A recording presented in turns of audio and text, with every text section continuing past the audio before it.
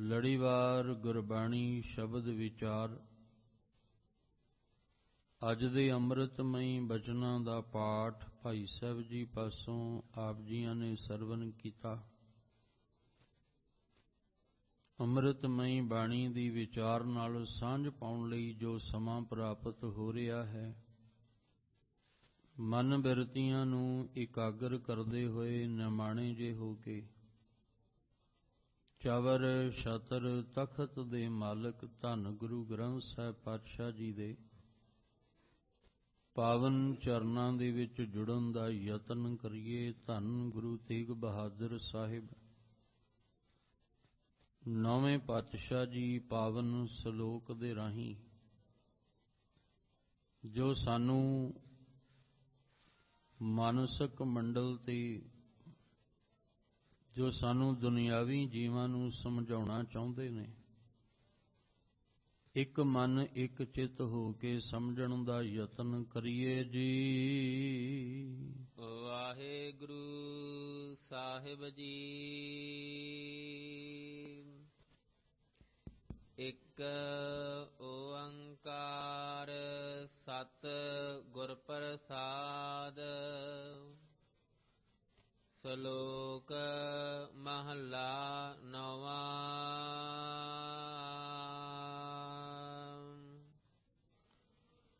ਮਾਇਆ ਕਾਰਨ ਧਾਵਹੀ ਮੂਰਖ ਲੋਗ ਅਜਾਨ। ਕਹੋ ਨਾਨਕ ਬਿਨ ਹਰਿ ਭਜਨ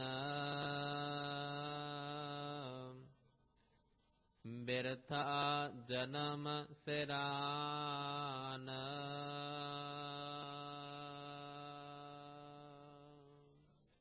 ਆਪ ਜੀ ਰੋਜ਼ਾਨਾ ਇਸ ਅਸਥਾਨ ਤੋਂ ਲੜੀਵਾਰ ਗੁਰਬਾਣੀ ਸ਼ਬਦ ਵਿਚਾਰ ਦੇ ਨਾਲ ਸਾਂਝ ਪਾਉਂਦੇ ਆ ਰਹੇ ਹੋ। ਨੌਵੇਂ ਪਾਤਸ਼ਾਹ ਧੰਨ ਧੰਨ ਗੁਰੂ ਤੇਗ ਬਹਾਦਰ ਸਾਹਿਬ ਸੱਚੇ ਪਾਤਸ਼ਾਹ ਜੀ ਵੱਲੋਂ ਉਚਾਰਨ ਕੀਤੇ ਹੋਏ ਪਾਵਨ ਸ਼ਲੋਕ, ਜਿਨ੍ਹਾਂ ਵਿੱਚੋਂ ਅੱਜ ਜੋ ਅੰਮ੍ਰਿਤਮਈ ਪਾਵਨ ਬਚਨ ਪਾਵਨ ਸ਼ਲੋਕ ਸਰਵਨ ਕੀਤੇ ਹਨ, ਗੁਰੂ ਗ੍ਰੰਥ ਸਾਹਿਬ ਮਹਾਰਾਜ ਜੀ ਦੀ ਪਵਿੱਤਰ ਬਾਣੀ ਪਾਵਨ ਅੰਗ 1427 ਦੇ ਉੱਪਰ ਸੁਭਾਏਮਾਨ ਨੇ। ਗੁਰੂ ਤੇਗ ਬਹਾਦਰ ਸਾਹਿਬ ਜੀ ਪਾਵਨ ਸ਼ਲੋਕ ਦੇ ਰਾਹੀਂ ਸਾਡੇ ਮਨ ਨੂੰ ਇਸ ਮਾਇਆ ਦੇ ਪ੍ਰਭਾਵ ਤੋਂ ਕੱਢਣਾ ਚਾਹੁੰਦੇ ਨੇ। ਮਨ ਮਾਇਆ ਦੇ ਪ੍ਰਭਾਵ ਹੇਠ ਜੀ ਰਿਹਾ ਹੈ, ਔਰ ਜਿਹਦਾ ਪ੍ਰਭਾਵ ਜਿਹਦਾ ਅਸਰ ਮਨ ਤੇ ਹੋਏਗਾ ਤੇ ਮਨ ਉਸੇ ਤਰ੍ਹਾਂ ਹੀ ਕਰਮ ਕਰੇਗਾ ਔਰ ਉਸੇ ਪਾਸੇ ਨੂੰ ਹੀ ਚੱਲੇਗਾ। ਪਰ ਇਹ ਮਨੁੱਖਾ ਦੇਹੀ ਸਾਨੂੰ ਪਰਮੇਸ਼ਵਰ ਦੇ ਮਿਲਾਪ ਵਾਸਤੇ ਪ੍ਰਾਪਤ ਹੋਈ ਹੈ। ਅਸੀਂ ਰਹਿਣਾ ਇਸ ਸੰਸਾਰ ਦੇ ਵਿੱਚ ਹੈ। ਮਾਇਆ ਦਾ ਅਰਥ ਸੰਸਾਰ, ਜਿਹਦੇ ਵਿੱਚ ਤਿੰਨ ਗੁਣ ਜਿਹੜੇ ਨੇ ਵਰਤ ਰਹੇ ਨੇ, ਰਜ ਗੁਣ, ਤਮ ਗੁਣ, ਸਤ ਗੁਣ। ਇਹ ਤਿੰਨ ਗੁਣਾਂ ਨੂੰ ਇਕੱਠਾ ਕਰਕੇ ਹੀ ਇੱਕ ਮਾਇਆ ਦਾ ਰੂਪ ਬਣਦਾ ਹੈ। ਇਸ ਜਗਤ ਨੂੰ, ਇਸ ਸੰਸਾਰ ਨੂੰ ਹੀ ਮਾਇਆ ਜਿਹੜਾ ਹੈ ਉਹ ਕਿਹਾ ਗਿਆ, ਜਿੱਥੇ ਆ ਕੇ ਸਾਡੇ ਮਨ ਉਤੇ ਇਸ ਸੰਸਾਰ ਦਾ ਮਾਇਆ ਦੇ ਮੋਹ ਦਾ ਪ੍ਰਭਾਵ ਪੈਂਦਾ ਹੈ, ਔਰ ਜਿਸ ਕਾਰਨ ਕਰਕੇ ਅਸੀਂ ਇਸ ਮਨੁੱਖਾ ਦੇਹੀ ਅੰਦਰ ਆਏ, ਉਹ ਕਾਰਨ ਸਾਡੇ ਕੋਲੋਂ ਵਿਸਰ ਜਾਂਦਾ ਹੈ। ਉਦੋਂ ਧਿਆਨ ਸਾਡੇ ਕੋਲੋਂ ਐਸਾ ਹਟਦਾ ਹੈ ਕਿ ਪਰਤ ਕੇ ਧਿਆਨ ਉਸ ਪਾਸੇ ਜਾਂਦਾ ਹੀ ਨਹੀਂ, ਜਿਸ ਕਾਰਨ ਕਰਕੇ ਅਸੀਂ ਇਸ ਮਨੁੱਖਾ ਦੇਹੀ ਵਿੱਚ ਆਏ ਹਾਂ। ਦੁਬਾਰਾ ਧਿਆਨ ਕਿਤੇ ਨਿਰੰਕਾਰ ਵਾਹਿਗੁਰੂ ਜੀ ਦੇ ਚਰਨਾਂ ਵਿੱਚ ਲੱਗ ਜਾਏ, ਇਸੇ ਵਾਸਤੇ ਸਾਨੂੰ ਅੰਮ੍ਰਿਤ ਬਾਣੀ ਦਾ ਆਸਰਾ ਦਿੱਤਾ ਹੈ ਕਿ ਅਸੀਂ ਇਸ ਅੰਮ੍ਰਿਤ ਬਾਣੀ ਦੇ ਆਸਰੇ ਆਪਣੇ ਧਿਆਨ ਨੂੰ ਵਾਹਿਗੁਰੂ ਜੀ ਦੇ ਚਰਨਾਂ ਦੇ ਨਾਲ ਜੋੜ ਸਕੀਏ, ਆਪਣੀ ਸੁਰਤ ਨੂੰ ਨਿਰੰਕਾਰ ਦੇ ਸੱਚੇ ਨਾਮ ਦੇ ਨਾਲ ਜੋੜ ਸਕੀਏ। ਸਤਿਗੁਰੂ ਮਹਾਰਾਜ ਜੀ ਇਸ ਸੰਸਾਰ ਦੇ ਜੀਆਂ ਦੀ ਗੱਲ ਕਰਦੇ ਨੇ ਕਿ ਉਹ ਮੂਰਖ ਨੇ ਲੋਕ, ਔਰ ਆਪਣੀ ਜ਼ਿੰਦਗੀ ਦੀ ਸੱਚਾਈ ਤੋਂ ਅਣਜਾਣ ਨੇ ਉਹ ਲੋਕ ਜਿਹੜੇ ਦਿਨ ਰਾਤ ਇਸ ਸੰਸਾਰ ਦੇ ਕਾਰਨ ਦੌੜ ਭੱਜ ਕਰ ਰਹੇ ਨੇ, ਔਰ ਦਿਨ ਰਾਤ ਇਹਨਾਂ ਦੀ ਭੱਜ ਦੌੜ ਜਿਹੜੀ ਹੈ ਉਹ ਹੋ ਰਹੀ ਹੈ, ਔਰ ਜਿਹਦੇ ਕਰਕੇ ਹੋ ਰਹੀ ਹੈ ਉਹ ਸਭ ਕੁਝ ਬੇਅਰਥ ਹੈ। ਉਹਦੇ ਵਿੱਚੋਂ ਦੀ ਇਸ ਸੰਸਾਰ ਦੇ ਵਿੱਚੋਂ ਕੁਝ ਵੀ ਸਾਡੇ ਨਾਲ ਨਹੀਂ ਜਾਣਾ। ਇਹ ਜੋ ਮਾਇਆ ਦੇ ਪ੍ਰਭਾਵ ਹੇਠ ਸਾਡਾ ਇਹ ਸਰੀਰ ਹੈ, ਇਹ ਦੇਹੀ ਹੈ, ਇਹਨੇ ਵੀ ਨਾਲ ਨਹੀਂ ਚੱਲਣਾ, ਇਹਨੇ ਵੀ ਇੱਕ ਦਿਨ ਸਾਥ ਛੱਡ ਦੇਣਾ। ਤੇ ਜਿਹਦਾ ਇੱਕ ਦਿਨ ਸਾਥ ਛੁੱਟ ਜਾਣਾ, ਅਸੀਂ ਉਹਦੇ ਨਾਲ ਹੀ ਮੋਹ ਪਾ ਕੇ ਬੈਠੇ ਹਾਂ। ਜਿਹਦਾ ਇੱਕ ਦਿਨ ਸੰਬੰਧ ਜਿਹੜਾ ਉਹ ਸਾਡੇ ਨਾਲੋਂ ਟੁੱਟ ਜਾਣਾ, ਸਾਥ ਛੁੱਟ ਜਾਣਾ, ਉਹਦੇ ਨਾਲ ਹੀ ਸਾਡਾ ਹਰ ਵੇਲੇ ਮੋਹ ਬਣਿਆ, ਔਰ ਧਿਆਨ ਵੀ ਸਾਡਾ ਹਰ ਵੇਲੇ ਉਸ ਪਾਸੇ। ਇਸ ਲਈ ਸਾਹਿਬ ਕਹਿੰਦੇ ਹੋ ਇਹ ਮੂਰਖ ਨੇ ਲੋਕ ਜੋ ਸੱਚਾਈ ਨੂੰ ਨਹੀਂ ਜਾਣਨਾ ਚਾਹੁੰਦੇ, ਸੱਚ ਨੂੰ ਨਹੀਂ ਸਮਝਣਾ ਚਾਹੁੰਦੇ, ਝੂਠ ਭਰੀ ਇਸ ਦੁਨੀਆ ਦੇ ਵਿੱਚ ਝੂਠ ਦੇ ਵਾਂਗ ਹੀ ਜਿਉਣਾ ਚਾਹੁੰਦੇ ਨੇ। ਸਤਿਗੁਰੂ ਜੀ ਨੇ ਪਾਵਨ ਸ਼ਲੋਕ ਦੇ ਵਿੱਚ ਬੜੀ ਗਹਿਰਾਈ ਵਿੱਚ ਜਾ ਕੇ ਸਾਨੂੰ ਸਮਝਾਇਆ। ਕਮ ਸੇ ਕਮ ਆਪਾਂ ਗੁਰੂ ਤੇਗ ਬਹਾਦਰ ਸਾਹਿਬ ਜੀ ਦੇ ਇਹ ਪਾਵਨ ਸ਼ਲੋਕ ਹੀ ਸਰਵਣ ਕਰਕੇ ਇਹਦੀ ਵਿਚਾਰ ਨੂੰ ਆਪਣੇ ਹਿਰਦੇ 'ਚ ਵਸਾ ਲਈਏ, ਤਾਂ ਵੀ ਸਾਨੂੰ ਸਾਡੀ ਜ਼ਿੰਦਗੀ ਦੀ ਸਮਝ ਆ ਜਾਏਗੀ। ਸਭ ਕਹਿੰਦੇ ਇਹ ਮਨੁੱਖ ਕਿੰਨਾ ਮੂਰਖ ਹੈ, ਜੋ ਪਿਛਲੇ ਸਮੇਂ ਦੇ ਵਿੱਚ ਵੀ ਆਪਾਂ ਵਿਚਾਰ ਕਰ ਚੁੱਕੇ ਹਾਂ। ਉਹਦੇ ਵਿੱਚ ਵੀ ਸਤਿਗੁਰੂ ਮਹਾਰਾਜ ਜੀ ਨੇ ਇਹੀ ਜ਼ਿਕਰ ਕੀਤਾ ਸੀ ਕਿ ਇਹ ਨਿਸ ਦਿਨ ਮਾਇਆ ਕਾਰਨੇ ਪ੍ਰਾਨੀ ਡੋਲਤ ਨੀਤ। ਇਹ ਨਿਸ ਔਰ ਦਿਨ, ਦਿਨ ਤੇ ਰਾਤ, ਇਸ ਮਾਇਆ ਦੇ ਕਾਰਨ ਪ੍ਰਾਣੀ ਡੋਲ ਰਿਹਾ ਹੈ, ਹਰ ਵੇਲੇ ਡਾਵਾਂ ਡੋਲ ਹੋ ਰਿਹਾ ਹੈ। ਔਰ ਇੱਕ ਦੋ ਦਿਨ ਦੀ ਗੱਲ ਨਹੀਂ, ਹਰ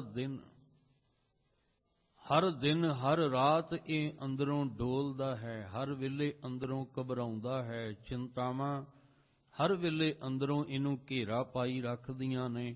ਉਹਦਾ ਕਾਰਨ ਹੈ ਕਿ ਇਹ ਦਿਨ ਰਾਤ ਇਸ ਮਾਇਆ ਦੇ, ਇਸ ਸੰਸਾਰ ਦੇ ਪ੍ਰਭਾਵ ਦੇ ਹੇਠ ਜੀ ਰਿਹਾ ਹੈ।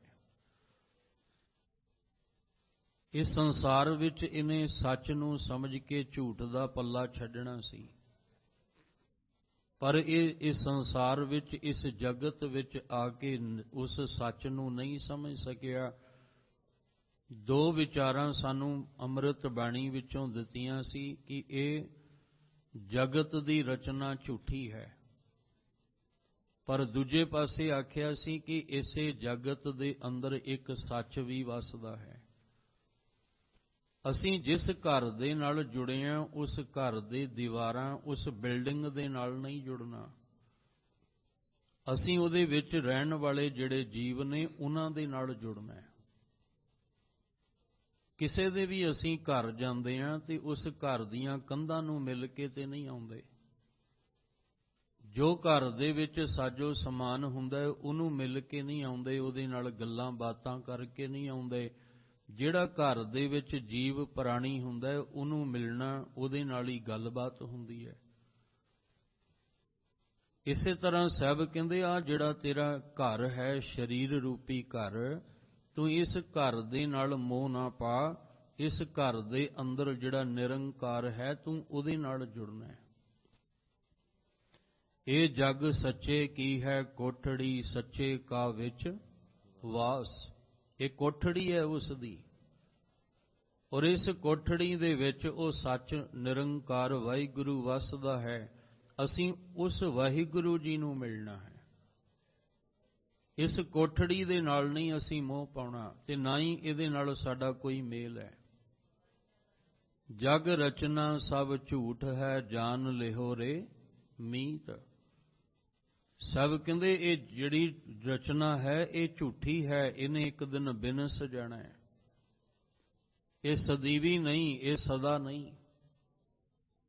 ਅਗਰ ਅਸੀਂ ਇਸ ਮਾਇਆ ਦੇ ਪ੍ਰਭਾਵ ਤੋਂ ਉੱਪਰ ਉੱਠ ਕੇ ਜਿਉਣਾ ਚਾਹੁੰਦੇ ਹਾਂ, ਜੇ ਅਸੀਂ ਮੂਰਖ ਬਣ ਕੇ ਆਪਣੀ ਜ਼ਿੰਦਗੀ ਦਾ ਕੀਮਤੀ ਸਮਾਂ ਨਹੀਂ ਗਵਾਉਣਾ ਚਾਹੁੰਦੇ, ਤਾਂ ਸਾਨੂੰ ਇਸ ਜਗਤ ਦੀ ਸੱਚਾਈ ਨੂੰ ਸਮਝਣਾ ਪਏਗਾ।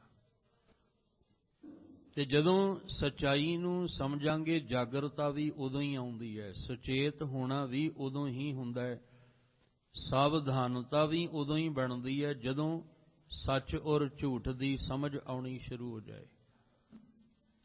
ਫਿਰ ਜਾਗਰਤਾ ਅੰਦਰ ਜਿਹੜੀ ਹੈ ਉਹ ਪੈਦਾ ਹੁੰਦੀ ਹੈ। ਫਿਰ ਇਹ ਜਗਿਆਸੂ ਬਣਦਾ ਹੈ ਕਿ ਮੈਂ ਜਿਸ ਕਾਰਨ ਕਰਕੇ ਇਸ ਸੰਸਾਰ ਵਿੱਚ ਆਇਆ ਤੇ ਮੈਂ ਇਸ ਸੰਸਾਰ ਨਾਲ ਹੀ ਮੋਹ ਪਾ ਕੇ ਬੈਠ ਗਿਆ, ਇਸ ਕੋਠੜੀ ਨਾਲ ਹੀ ਮੋਹ ਪਾ ਕੇ ਬਹਿ ਗਿਆ, ਮੈਂ ਕਦੇ ਇਸ ਕੋਠੜੀ ਅੰਦਰ ਰਹਿਣ ਵਾਲੇ ਵੱਲ ਧਿਆਨ ਹੀ ਨਹੀਂ ਦਿੱਤਾ। ਇਹੀ ਕਾਰਨ ਹੈ ਕਿ ਅਸੀਂ ਜਦੋਂ ਵੀ ਆਪਣਾ ਦੁੱਖ ਸੁਣਾਉਂਦਿਆਂ ਹੋਇਆਂ ਰੋਂਦੇ ਹਾਂ ਤੇ ਕੇਵਲ ਗੱਲ ਬਾਹਰ ਦੀ ਔਰ ਸਰੀਰ ਦੀ ਕਰਦੇ ਹਾਂ, ਪਰ ਇਸ ਕੋਠੜੀ ਦੇ ਅੰਦਰ ਜੋ ਸਾਡੀ ਜਿੰਦ ਵਸਦੀ ਹੈ, ਉਸ ਮਾਲਕ ਤੋਂ ਵਿਛੜ ਕੇ ਅਸੀਂ ਉਹਦਾ ਦੁੱਖ ਕਦੇ ਨਾ ਸੁਣਾਇਆ। ਕਿਉਂ ਨਹੀਂ ਸੁਣਾਇਆ? ਕਿਉਂਕਿ ਸਾਡਾ ਇਸ ਕੋਠੜੀ ਨਾਲ ਮੋਹ ਹੈ, ਕੋਠੜੀ ਦੇ ਵਿੱਚ ਰਹਿਣ ਵਾਲੇ ਦੇ ਨਾਲ ਨਹੀਂ। ਅਸੀਂ ਆਪਣੇ ਸਰੀਰ ਦਾ ਹੀ ਦੁੱਖ ਤਕਲੀਫ ਜੋ ਹੈ ਉਹੀ ਸੁਣਾਉਂਦੇ ਹਾਂ, ਜਾਂ ਬਾਹਰੀ ਤੌਰ ਤੇ ਜੋ ਸਾਡੇ ਜੀਵਨ ਵਿੱਚ ਹੈ ਅਸੀਂ ਉਹਦਾ ਹੀ ਹਾਲ ਸੁਣਾਉਂਦੇ ਹਾਂ, ਪਰ ਕਦੀ ਆਪਣੀ ਜਿੰਦ ਦਾ ਹਾਲ ਨਹੀਂ ਸੁਣਾਇਆ। ਕਿਉਂ? ਕਿਉਂਕਿ ਉਹਦੇ ਨਾਲ ਸਾਡੀ ਕਦੇ ਅਟੈਚਮੈਂਟ ਹੀ ਨਹੀਂ ਹੋਈ, ਕਦੇ ਉਹਦੇ ਨਾਲ ਸਾਡਾ ਮੇਲ ਜੋਲ ਹੀ ਨਹੀਂ ਹੋਇਆ। ਆ ਜਿਹੜਾ ਸਰੀਰ ਇਹ ਪੰਜ ਤੱਤਾਂ ਦਾ ਹੈ, ਇਸ ਮਾਇਆ ਦੇ ਪ੍ਰਭਾਵ ਦੇ ਵਿੱਚ ਐਸੀ ਸੁਰਤ ਸਾਡੀ ਅਟਕ ਗਈ ਕਿ ਇੱਥੋਂ ਅੱਗੇ ਸੁਰਤ ਗਈ ਨਹੀਂ। ਬਸ ਇਹਦੇ ਵਿੱਚ ਹੀ ਸਾਡਾ ਸਾਰਾ ਦਿਨ, ਸਾਰੀ ਰਾਤ, ਦਿਨ ਰਾਤ ਸਾਡਾ ਧਿਆਨ ਇਹਦੇ ਵਿੱਚ ਹੀ ਅਟਕ ਕੇ ਰਹਿ ਗਿਆ। ਜਿਵੇਂ ਭਗਤ ਜਨ ਕਹਿੰਦੇ ਨੇ ਕਿ ਅਸੀਂ ਚੱਲੇ ਤਾਂ ਸੀ ਨਿਰੰਕਾਰ ਨੂੰ ਮਿਲਣ ਵਾਸਤੇ, ਪਰ ਸਾਡਾ ਚਿੱਤ ਜਿਹੜਾ ਉਹ ਵਿੱਚ ਹੀ ਅਟਕ ਗਿਆ, ਰਸਤੇ ਵਿੱਚ ਹੀ ਅਟਕ ਗਿਆ, ਰੁਕਾਵਟ ਪੈ ਗਈ। ਬਸ ਇਹੀ ਹੈ ਕਿ ਸਾਡੀ ਸੁਰਤ ਇਸ ਪੰਜ ਤੱਤਾਂ ਦੇ ਬਣੇ ਹੋਏ ਸਰੀਰ ਵਿੱਚ ਹੀ ਅਟਕ ਕੇ ਰਹਿ ਗਈ। ਇਸ ਤੋਂ ਅੱਗੇ ਜਿਹੜੀ ਸਾਡੀ ਜਿੰਦ ਸੀ ਉੱਥੇ ਤੱਕ ਸਾਡੀ ਸੁਰਤ ਪਹੁੰਚੀ ਨਾ। ਹੁਣ ਉਹਨੂੰ ਉੱਥੇ ਤੱਕ ਪਹੁੰਚਾਉਣ ਵਾਸਤੇ ਇਹ ਗੁਰਬਾਣੀ ਦਾ ਆਸਰਾ ਦਿੱਤਾ ਹੈ। ਇਸ ਗੁਰਬਾਣੀ ਵਿੱਚ ਹਵਾਲੇ ਦਿੱਤੇ ਗਏ, ਗੁਰਬਾਣੀ ਦੇ ਰਾਹੀਂ ਉਦਾਹਰਨਾਂ ਦੇ ਕੇ ਸਮਝਾਉਣ ਦਾ ਯਤਨ ਕੀਤਾ ਗਿਆ ਕਿ ਕਿਸੇ ਨਾ ਕਿਸੇ ਤਰ੍ਹਾਂ ਇਹ ਜੀਵਨ ਦੀ ਰੁਕਾਵਟ ਦੂਰ ਹੋ ਜਾਏ, ਕਿਸੇ ਨਾ ਕਿਸੇ ਤਰੀਕੇ ਨਾਲ ਇਹ ਸੁਰਤ ਜਿਹੜੀ ਅਟਕ ਗਈ ਹੈ ਇਹ ਕਿਤੇ ਸੁਰਤ ਅੱਗੇ ਨੂੰ ਤੁਰ ਪਏ, ਔਰ ਇਹ ਜਿਹੜਾ ਮੂਰਖ ਹੈ ਇਹ ਸਿਆਣਾ ਹੋ ਜਾਏ, ਇਹ ਸੂਝਵਾਨ ਹੋ ਜਾਏ। ਇਹ ਮੂਰਖ ਬਣ ਕੇ ਆਪਣੀ ਜ਼ਿੰਦਗੀ ਨੂੰ ਗਵਾ ਨਾ ਬੈਠੇ, ਇਹ ਸੂਝਵਾਨ ਸਿਆਣਾ ਬਣ ਕੇ ਆਪਣੀ ਜ਼ਿੰਦਗੀ ਨੂੰ ਸਵਾਰ ਕੇ ਜਾਵੇ। ਜੋ ਸਾਡੇ ਨਾਲ ਜੁੜਿਆ ਹੈ ਸੰਸਾਰਿਕ ਤਲ ਤੇ, ਸਰੀਰ ਹੋਵੇ ਭਾਵੇਂ ਧਨ ਪਦਾਰਥ ਹੋਣ, ਬਸ ਇਹਨੂੰ ਹੀ ਆਪਾਂ ਸਮਝ ਬੈਠੇ ਹਾਂ ਕਿ ਮੇਰਾ ਹੈ, ਇਹ ਸਰੀਰ ਮੇਰਾ ਹੈ, ਤੇ ਇਸ ਸਰੀਰ ਦੇ ਨਾਲ ਜੁੜਿਆ ਹੋਇਆ ਜੋ ਵੀ ਕੁਝ ਹੈ ਉਹ ਮੇਰਾ ਹੈ, ਤੇ ਮੈਂ ਸਦੀਵੀ ਇਸ ਸੰਸਾਰ ਦੇ ਵਿੱਚ ਹਾਂ, ਮੈਂ ਕਦੇ ਦੁਨੀਆ ਤੋਂ ਚੱਲਣਾ ਹੀ ਨਹੀਂ ਹੈ। ਇਹੀ ਭੁਲੇਖਾ ਤੇ ਰਾਵਣ ਦਾ ਸੀ, ਤਾਂ ਹੀ ਤੇ ਉਹਨੂੰ ਵੀ ਮੂਰਖ ਆਖਿਆ ਗਿਆ। ਗਿਆਨ ਹੈ, ਪਰ ਉਹ ਗਿਆਨ ਕਿਸ ਕੰਮ ਦਾ ਜਿਸ ਗਿਆਨ ਦੀ ਰੋਸ਼ਨੀ ਵਿੱਚ ਚੱਲਣਾ ਹੀ ਨਾ ਆਵੇ। ਜੇ ਸਾਡੇ ਕੋਲ ਮੰਨ ਲਓ ਵੀ ਸਾਡੇ ਕੋਲ ਹੱਥ ਦੇ ਵਿੱਚ ਦੀਵਾ ਪਕੜਿਆ ਹੋਇਆ ਹੈ, ਅਸੀਂ ਤੁਰ ਰਹੇ ਹਾਂ ਤੇ ਫਿਰ ਜਾ ਕੇ ਖੂਹ ਵਿੱਚ ਡਿੱਗ ਜਾਈਏ, ਤੇ ਫਿਰ ਉਹ ਹੱਥ ਵਿੱਚ ਪਕੜੇ ਹੋਏ ਦੀਵੇ ਦਾ ਕੀ ਲਾਭ ਹੋਇਆ? ਹਾਥ ਦੀਪ ਕੂਏ ਭਰੇ, ਕਹਿੰਦੇ ਹੱਥ ਵਿੱਚ ਦੀਵਾ ਸੀ ਰੋਸ਼ਨੀ ਕਰਨ ਵਾਸਤੇ, ਪਰ ਫਿਰ ਵੀ ਜਾ ਕੇ ਖੂਹ ਵਿੱਚ ਡਿੱਗ ਗਿਆ, ਫਿਰ ਉਹਨੂੰ ਸਿਆਣਾ ਕੌਣ ਕਹੇਗਾ? ਫਿਰ ਉਹਨੂੰ ਸਮਝਦਾਰ ਕੌਣ ਕਹੇਗਾ ਵੀ ਤੂੰ ਕਾਹਦਾ ਸਮਝਦਾਰ ਹੈ? ਰੋਸ਼ਨੀ ਹੱਥ ਵਿੱਚ ਲੈ ਕੇ ਚੱਲ ਰਿਹਾ ਪਰ ਡਿੱਗ ਗਿਆ ਫਿਰ ਠੇਡਾ ਖਾ ਕੇ। ਹੁਣ ਉਹ ਗਿਆਨ ਕਿਸ ਕੰਮ ਦਾ ਜਿਹੜਾ ਗਿਆਨ ਸਾਡੇ ਅੰਦਰੋਂ ਸਾਡੇ ਹੰਕਾਰ ਨੂੰ, ਮੈਂ ਨੂੰ ਹੀ ਨਾ ਮਿਟਾ ਸਕੇ। ਰਾਵਣ ਦੇ ਕੋਲ ਗਿਆਨ ਬਹੁਤ ਹੈ ਪਰ ਉਹ ਫਿਰ ਵੀ ਮੂਰਖ ਬਣ ਗਿਆ। ਤਾਂ ਹੀ ਤੇ ਅੰਮ੍ਰਿਤ ਬਾਣੀ ਵਿੱਚ ਜ਼ਿਕਰ ਕਰਨਾ ਪਿਆ, ਲੰਕਾ ਗੜ ਸੋਨੇ ਕਾ ਭਇਆ ਮੂਰਖ ਰਾਵਣ ਕਿਆ ਲੈ ਗਿਆ। ਕੀ ਲੈ ਗਿਆ? ਉਹ ਦੁਨੀਆ ਦੇ ਵਿੱਚੋਂ ਦੀ, ਕਿਉਂਕਿ ਉਹ ਮੂਰਖ ਹੋ ਗਿਆ। ਕਹਿੰਦੇ ਉਹਨੇ ਆਪਣੇ ਮਨ ਨੂੰ ਮੁੱਖ ਅੱਗੇ ਰੱਖ ਕੇ ਇਸ ਸੰਸਾਰ ਨਾਲ, ਇਸ ਸਰੀਰ ਨਾਲ ਮੋਹ ਪਾ ਲਿਆ, ਜਿਹੜਾ ਸਭ ਕੁਝ ਮਾਇਆ ਦੇ ਪ੍ਰਭਾਵ ਦੇ ਹੇਠ ਹੈ। ਕਬੀਰ ਸਾਹਿਬ ਜੀ ਕਹਿੰਦੇ, ਮੈਂ ਇਸ ਜਗਤ ਦੀ ਹਾਲਤ ਵੇਖਦਾ ਨਾ ਤੇ ਮੈਂ ਉਦਾਸ ਹੋ ਜਾਣਾ। ਉਦਾਸ ਦਾ ਮਤਲਬ ਮੇਰਾ ਚਿੱਤ ਕਰਦਾ ਮੈਂ ਇਸ ਸੰਸਾਰ ਦੇ ਮਾਇਆ ਦੇ ਮੋਹ ਵਿੱਚੋਂ ਦੀ ਉੱਪਰ ਉੱਠਾਂ। ਜਦੋਂ ਮੈਂ ਕਿਸੇ ਦਾ ਸਰੀਰ ਚਿਖਾ ਤੇ ਪਿਆ ਹੋਇਆ ਸੜਦਾ ਹੋਇਆ ਵੇਖਦਾ ਨਾ, ਤੇ ਮੈਨੂੰ ਉਹ ਸਰੀਰ ਇਸ ਤਰ੍ਹਾਂ ਜਾਪਦਾ ਵੀ ਜਿਵੇਂ ਲੱਕੜਾਂ ਅੱਗ ਦੇ ਵਿੱਚ ਸੜ ਰਹੀਆਂ ਨੇ। ਇਸੇ ਤਰ੍ਹਾਂ ਇਹ ਸਰੀਰ ਰੂਪੀ ਹੱਡੀਆਂ ਜਿਹੜੀਆਂ ਨੇ ਇਹ ਵੀ ਉਸ ਲੱਕੜਾਂ ਦੇ ਵਾਂਗ ਸੜ ਜਾਂਦੀਆਂ ਨੇ। ਇਹ ਜਿਹੜੇ ਕੇਸ ਨੇ ਜਿਵੇਂ ਘਾਹ ਸੜ ਜਾਂਦਾ ਨਾ ਘਾਹ, ਇਸੇ ਤਰ੍ਹਾਂ ਇਹ ਕੇਸ ਵੀ ਜਿਹੜੇ ਆ ਉਹ ਸੜ ਜਾਂਦੇ ਨੇ। ਕਹਿੰਦੇ ਕਬੀਰ ਹਾਡ ਜਲੇ ਜੈਸੇ ਲੱਕੜੀ। ਕਹਿੰਦੇ ਇਸ ਤਰ੍ਹਾਂ ਜਿਵੇਂ ਇਹ ਹੱਡ ਇਸ ਤਰ੍ਹਾਂ ਜਲਦੇ ਨੇ ਜਿਵੇਂ ਲੱਕੜੀ ਜਲਦੀ ਹੈ, ਇਹ ਹੱਡ ਇਹ ਹੱਡੀਆਂ ਵੀ ਉਸ ਲੱਕੜੀਆਂ ਦੇ ਵਾਂਗ ਇੱਕ ਦਿਨ ਜਲ ਜਾਣੇ। ਕੇਸ ਜਲੈ ਜਿਉ ਘਾਸ। ਇਹ ਜਰ ਜਗਤਾ ਵੇਖ ਕੇ, ਇਹ ਸੰਸਾਰ ਜਿਹੜਾ ਇਹਨੂੰ ਸੜਦਾ ਬਲਦਾ ਹੋਇਆ ਵੇਖ ਕੇ ਕਹਿੰਦੇ ਮੇਰਾ ਮਨ ਜਿਹੜਾ ਉਦਾਸ ਹੋ ਜਾਂਦਾ ਹੈ, ਭਾਵ ਉਪਰਾਮ ਹੋ ਜਾਂਦਾ ਹੈ। ਉਦਾਸ ਦਾ ਇੱਥੇ ਅਰਥ ਹੈ ਉਪਰਾਮ ਹੋ ਜਾਣਾ, ਸੰਸਾਰ ਦੇ ਮਾਇਆ ਦੇ ਮੋਹ ਤੋਂ ਉੱਪਰ ਉੱਠ ਜਾਣਾ।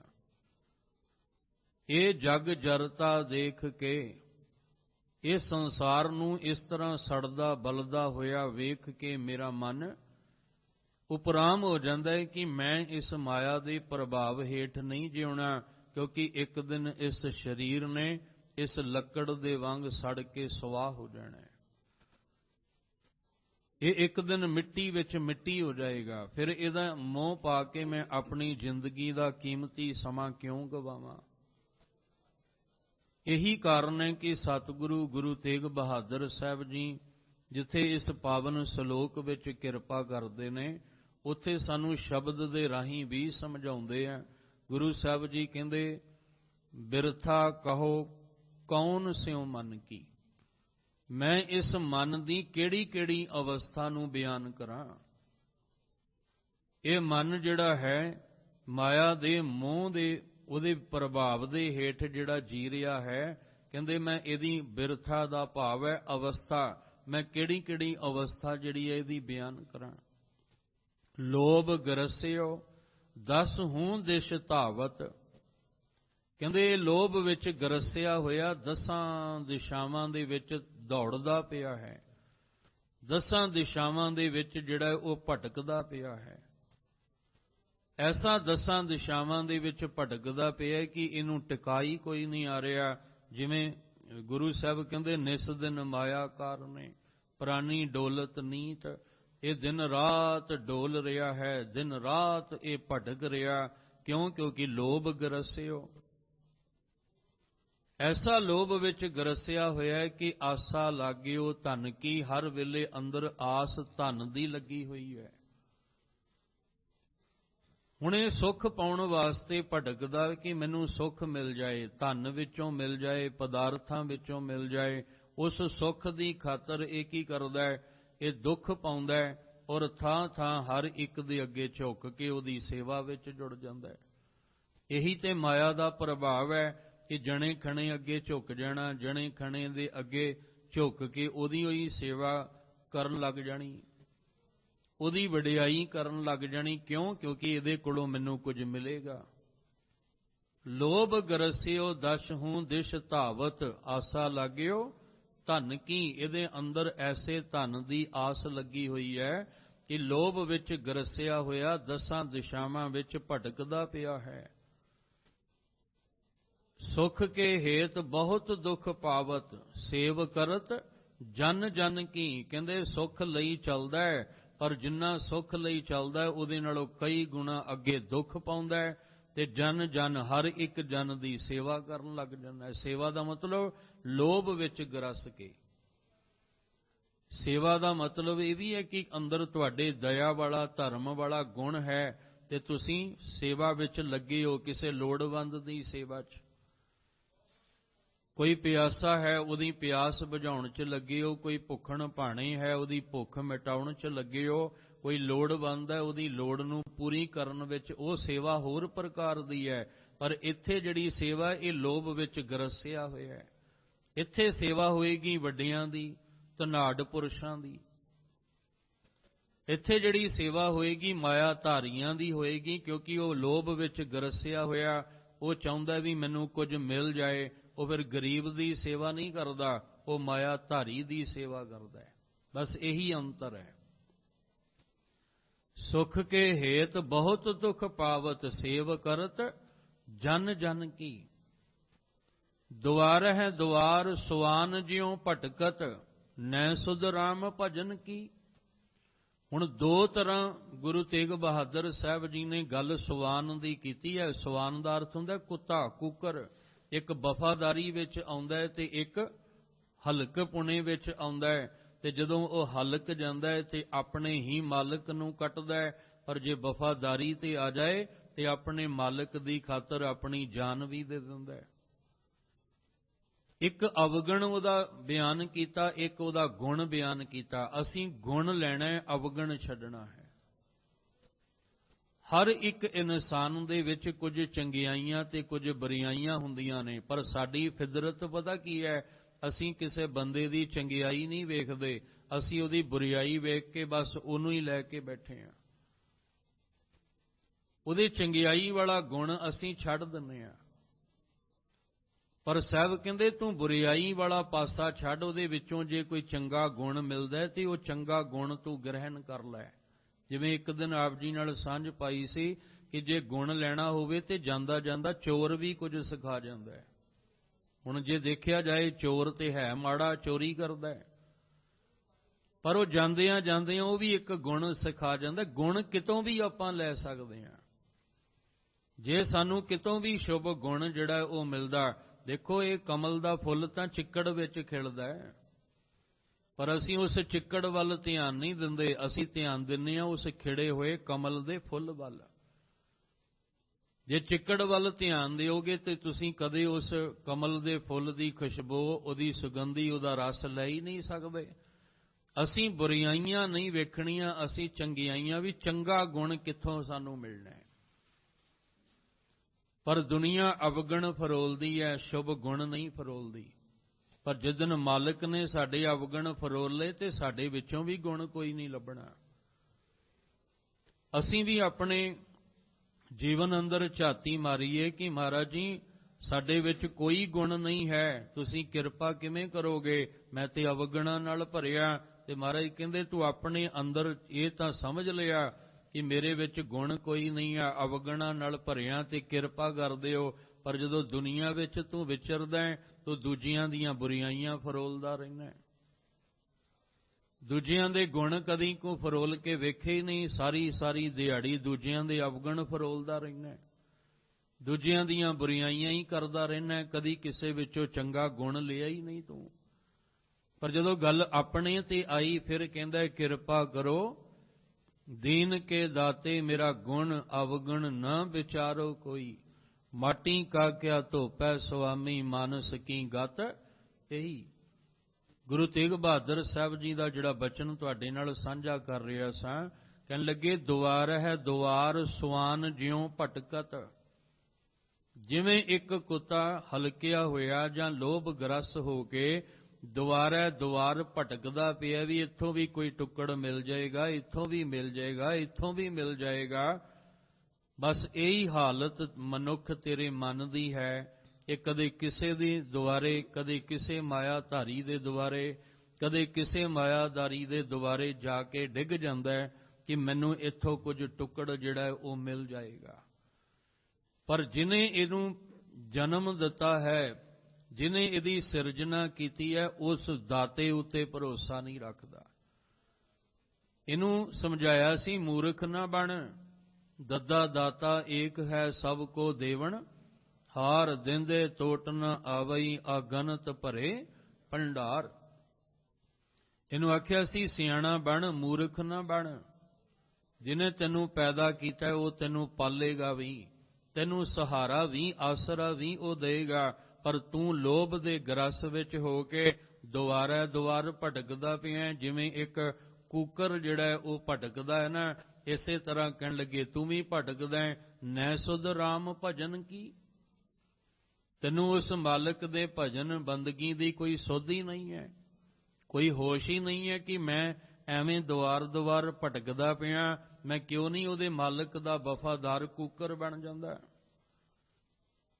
ਉਹਦੇ ਹੁਕਮ ਦੇ ਵਿੱਚ ਚੱਲਾਂਗਾ ਤੇ ਮੈਨੂੰ ਕੋਈ ਟੋਟ ਕਮੀ ਨਹੀਂ ਆਏਗੀ। ਕਬੀਰ ਸਾਹਿਬ ਕਹਿੰਦੇ ਜੇ ਕੂਕਰ ਬਣਨਾ ਤੇ ਇਦਾਂ ਬਣੋ ਤੁਸੀਂ, ਕਬੀਰ ਕੂਕਰ ਰਾਮ ਕੋ ਮੁਤੀਆ ਮੇਰੋ ਨਾਉ, ਗਲੇ ਹਮਾਰੇ ਜੇਵਰੀ ਜੈ ਖਿੰਚੈ ਤਹਿ ਜਾਓ। ਇੱਥੇ ਹੁਣ ਚੰਗਾ ਗੁਣ ਬਿਆਨ ਕੀਤਾ ਹੈ। ਔਰ ਇੱਕ ਪਾਸੇ ਇਹ ਵੀ ਕਹਿ ਦਿੱਤਾ ਵੀ ਜਿਵੇਂ ਇੱਕ ਕੁੱਤੇ ਦੀ ਪੂੰਛ ਕਦੇ ਸਿੱਧੀ ਨਹੀਂ ਹੁੰਦੀ ਨਾ, ਜਿੰਨਾ ਮਰਜ਼ੀ ਯਤਨ ਕਰ ਲਓ, ਜੁਗਤੀਆਂ ਤੁਸੀਂ ਬਣਾ ਲਓ, ਪਰ ਉਹਨੇ ਰਹਿਣਾ ਫਿਰ ਟੇਢੀ ਦਾ ਟੇਢੀ ਹੈ। ਸਾਡੇ ਮਨ ਦੀ ਹਾਲਤ ਵੀ ਕੁਝ ਇਸ ਤਰ੍ਹਾਂ ਦੀ ਹੈ। ਅਸੀਂ ਗੁਰਬਾਣੀ ਦਾ ਆਸਰਾ ਲੈ ਕੇ ਉਹ ਗੁਣ ਲਈਏ ਜਿਹਦੇ ਨਾਲ ਸਾਡਾ ਮਨ ਸਿੱਧਾ ਹੋ ਜਾਏ। ਔਰ ਇਹ ਉਸ ਮਾਰਗ ਤੇ ਤੁਰੇ ਜਿੱਥੇ ਅਸੀਂ ਮੂਰਖ ਬਣ ਕੇ ਆਪਣਾ ਸਮਾਂ ਗਵਾਈਏ ਨਾ, ਅਸੀਂ ਸਿਆਣੇ ਬਣ ਕੇ ਆਪਣੇ ਅੰਦਰ ਮਨ ਵਿੱਚ ਜਾਗਰਤਾ ਲਿਆ ਕੇ ਆਪਣੀ ਜ਼ਿੰਦਗੀ ਦੇ ਇੱਕ ਇੱਕ ਪਲ ਨੂੰ ਸੰਭਾਲ ਲਈਏ ਅਸੀਂ। ਇਸ ਲਈ ਸਤਿਗੁਰੂ ਮਹਾਰਾਜ ਜੀ ਕਹਿੰਦੇ ਆ ਤੂੰ ਇਸ ਮਾਇਆ ਦੇ ਪ੍ਰਭਾਵ ਤੋਂ ਉੱਪਰ ਉੱਠ। ਜਿੱਥੇ ਕਬੀਰ ਸਾਹਿਬ ਜੀ ਨੇ ਸਮਝਾਇਆ, ਜਿੱਥੇ ਗੁਰੂ ਤੇਗ ਬਹਾਦਰ ਸਾਹਿਬ ਸਮਝਾਉਂਦੇ, ਉੱਥੇ ਫਿਰ ਭਗਤ ਰਵਿਦਾਸ ਜੀ ਵੀ ਸਮਝਾਉਂਦੇ ਨੇ। ਕਹਿਣ ਲੱਗੇ ਦੇਖੋ ਮਾਟੀ ਕੋ ਪੂਤਰਾ ਕੈਸੇ ਨਚਤ ਹੈ, ਦੇਖੈ ਦੇਖੈ ਸੁਣੈ ਬੋਲੇ ਦੌਰਿਓ ਫਿਰਤ ਹੈ। ਆ ਜੋ ਮਾਇਆਵੀ ਖੇਡ ਵੇਖ ਰਿਹਾ ਹੈ ਅੱਖਾਂ ਦੇ ਰਾਹੀਂ, ਔਰ ਜੋ ਇਹ ਕੰਨਾਂ ਦੇ ਰਾਹੀਂ ਮਾਇਆਵੀ ਬੋਲ ਸੁਣ ਰਿਹਾ ਹੈ, ਤੇ ਜੋ ਦੇਖ ਰਿਹਾ, ਜੋ ਸੁਣ ਰਿਹਾ ਮਾਇਆਵੀ ਬੋਲ, ਉਹੀ ਆਪਣੇ ਮੁਖ ਤੋਂ ਬੋਲ ਰਿਹਾ ਔਰ ਉਸੇ ਪਾਸੇ ਨੂੰ ਦੌੜ ਰਿਹਾ ਹੈ। ਕੈਸਾ ਇਹ ਪੁਤਲਾ ਮਿੱਟੀ ਦਾ ਬਣਿਆ ਹੋਇਆ ਮਾਇਆ ਦੇ ਪ੍ਰਭਾਵ ਦੇ ਹੇਠ ਇਹ ਪੁਤਲਾ ਕਿਸ ਤਰ੍ਹਾਂ ਨੱਚ ਰਿਹਾ ਹੈ। ਕਠਪੁਤਲੀਆਂ ਦੇਖੀਆਂ ਨੇ ਤੁਸੀਂ, ਜਿਹੜੇ ਬਜ਼ੁਰਗ ਨੇ ਉਹਨਾਂ ਨੇ ਵੇਖੀਆਂ ਨੇ, ਉਹ ਕਠਪੁਤਲੀਆਂ ਕਿਵੇਂ ਨੱਚਦੀਆਂ ਨੇ। ਇਸੇ ਤਰ੍ਹਾਂ ਅਸੀਂ ਵੀ ਕਠਪੁਤਲੀ ਹੈ ਤੇ ਉਹ ਡੋਰ ਉਸ ਮਾਲਕ ਦੇ ਹੱਥ, ਪਰ ਧਿਆਨ ਉਸ ਪਾਸਿਓਂ ਹਟ ਕੇ ਸੰਸਾਰ ਵੱਲ ਆ ਗਿਆ। ਅਸੀਂ ਸੰਸਾਰ ਦੇ ਹੱਥਾਂ 'ਚ ਨੱਚਣਾ ਸ਼ੁਰੂ ਕਰ ਦਿੱਤਾ। ਅਸੀਂ ਮਾਇਆ ਧਾਰੀਆਂ ਦੇ ਹੱਥਾਂ 'ਚ ਨੱਚਣਾ ਸ਼ੁਰੂ ਕਰ ਦਿੱਤਾ। ਔਰ ਅੱਜ ਇਹ ਜੋ ਸੰਸਾਰ ਵਿੱਚ ਮਾਹੌਲ ਹੈ, ਜੋ ਇਹ ਸਾਰਾ ਕੁਝ ਢਾਂਚਾ ਜੋ ਅੱਜ ਵਿਗੜਿਆ ਪਿਆ ਹੈ, ਜਿਹਨੂੰ ਸੁਲਝਾਉਣ ਵਾਸਤੇ ਅੰਦੋਲਨ ਹੁੰਦੇ ਨੇ, ਸੰਘਰਸ਼ ਹੁੰਦੇ ਨੇ, ਉਹ ਕਿਉਂ ਹੋ ਰਹੇ ਨੇ? ਕਿਹਨੂੰ ਸਮਝਾਇਆ ਜਾ ਰਿਹਾ ਹੈ? ਜਿਹੜਾ ਮਾਇਆ ਧਾਰੀਆਂ ਦੇ ਹੱਥਾਂ ਦੀ ਕਠਪੁਤਲੀ ਬਣ ਗਿਆ, ਉਹ ਉਹਨਾਂ ਦੇ ਹੱਥਾਂ ਵਿੱਚ ਨੱਚ ਰਿਹਾ ਹੈ। ਜਿਵੇਂ ਉਹ ਨਚਾ ਰਹੇ ਨੇ ਉਵੇਂ ਨੱਚੀ ਜਾਂਦਾ ਹੈ। ਤੇ ਸਾਨੂੰ ਤਾਂ ਗੁਰਬਾਣੀ ਵਿੱਚ ਕਦੋਂ ਦਾ ਇਹ ਸਮਝਾ ਦਿੱਤਾ, ਮਾਟੀ ਕੋ ਪੂਤਰਾ ਕੈਸੇ ਨਚਤ ਹੈ। ਇਹ ਕਿਵੇਂ ਨੱਚਦਾ ਹੈ ਵੇਖੋ, ਇਹ ਕਿਸ ਤਰ੍ਹਾਂ ਨੱਚ ਕੇ ਵਿਖਾ ਰਿਹਾ ਹੈ, ਪਰ ਮਾਇਆ ਧਾਰੀ ਦੇ ਹੱਥਾਂ ਵਿੱਚ ਆ ਕੇ ਨੱਚ ਰਿਹਾ ਹੈ। ਇਹਨੂੰ ਸਮਝਾਇਆ ਸੀ ਕਿ ਤੂੰ ਇਹਨਾਂ ਦੇ ਹੱਥਾਂ ਵਿੱਚ ਨਾ ਨੱਚ। ਮਾਨੁਖ ਕੀ ਟੇਕ ਬਿਰਥੀ ਸਭ ਜਾਨ, ਦੇਵਨ ਕਉ ਏਕ ਹੈ ਭਗਵਾਨ। ਪਰ ਮੂਰਖ ਨੂੰ ਨਹੀਂ ਸਮਝ ਆਈ। ਇਹਨੂੰ ਗੁਰਬਾਣੀ ਵਿੱਚ ਸਮਝਾਇਆ ਸੀ ਕਿ ਤੂੰ ਇੱਕ ਅਕਾਲ ਪੁਰਖ ਪਰਮੇਸ਼ਵਰ ਦਾ ਆਸਰਾ ਲੈ ਕੇ ਚੱਲ, ਪਰ ਇਹਨੂੰ ਸਮਝ ਨਹੀਂ ਆਈ। ਪ੍ਰਭ ਡੋਰੀ ਹਾਥ ਤੁਮਾਰੇ, ਪਰ ਇਹਨੇ ਆਖਿਆ ਨਹੀਂ, ਮੇਰੀ ਡੋਰ ਤਾਂ ਮਾਇਆ ਧਾਰੀ ਦੇ ਹੱਥ ਹੈ। ਉਹ ਤੇ ਜਿਵੇਂ ਉਹ ਕਹੇਗਾ ਉਵੇਂ ਬੋਲਣਾ, ਉਵੇਂ ਬੈਠਣਾ, ਉਸੇ ਪਾਸੇ ਚੱਲਣਾ। ਫਿਰ ਕਹਿਣਾ ਪਿਆ ਮਾਟੀ ਕੋ ਪੂਤਰਾ ਕੈਸੇ ਨਚਤ ਹੈ। ਦੇਖੈ ਦੇਖੈ ਸੁਣੈ ਬੋਲੇ ਦੌਰਿਓ ਫਿਰਤ ਹੈ। ਕਹਿੰਦੇ ਜਦੋਂ ਇਹਨੂੰ ਕੁਝ ਮਿਲ ਜਾਂਦਾ ਹੈ ਤੇ ਹੰਕਾਰ ਕਰ ਲੈਂਦਾ ਹੈ, ਤੇ ਜਦੋਂ ਇਹਦੇ ਕੋਲੋਂ ਇਹ ਮਾਇਆ ਦੇ ਵਿੱਚੋਂ ਕੁਝ ਵੀ ਇਹਦੇ ਕੋਲੋਂ ਖੁੰਝ ਜਾਏ ਤੇ ਬਸ ਧਾਹਾਂ ਮਾਰ ਕੇ ਰੋਣ ਲੱਗ ਜਾਂਦਾ ਹੈ। ਆ ਹੈ ਮਿੱਟੀ ਦਾ ਪੁਤਲਾ ਨੱਚ ਰਿਹਾ ਇਸ ਮਾਇਆ ਦੇ ਪ੍ਰਭਾਵ ਦੇ ਹੇਠ। ਅਨੰਤ ਉਦਾਹਰਨਾਂ ਦਿੱਤੀਆਂ ਨੇ ਗੁਰਬਾਣੀ ਵਿੱਚ। ਗੁਰਬਾਣੀ ਨੂੰ ਸੁਣਨ, ਪੜ੍ਹਨ ਤੇ ਸਮਝਣ ਦੀ ਲੋੜ ਹੈ। ਔਰ ਜਦੋਂ ਸਾਡੇ ਮਨ ਨੂੰ ਗੁਰਬਾਣੀ ਦੀ ਚੋਟ ਲੱਗੇਗੀ, ਫਿਰ ਮਨ ਕਿਸੇ ਥਾਂ ਥਾਂ ਤੇ ਜਾ ਕੇ ਇਹ ਝੁਕੇਗਾ ਨਹੀਂ। ਫਿਰ ਇਹ ਇੱਕ ਅਕਾਲ ਪੁਰਖ ਤੋਂ ਸਿਵਾ ਕਿਸੇ ਅੱਗੇ ਹੱਥ ਨਹੀਂ ਜੋੜੇਗਾ।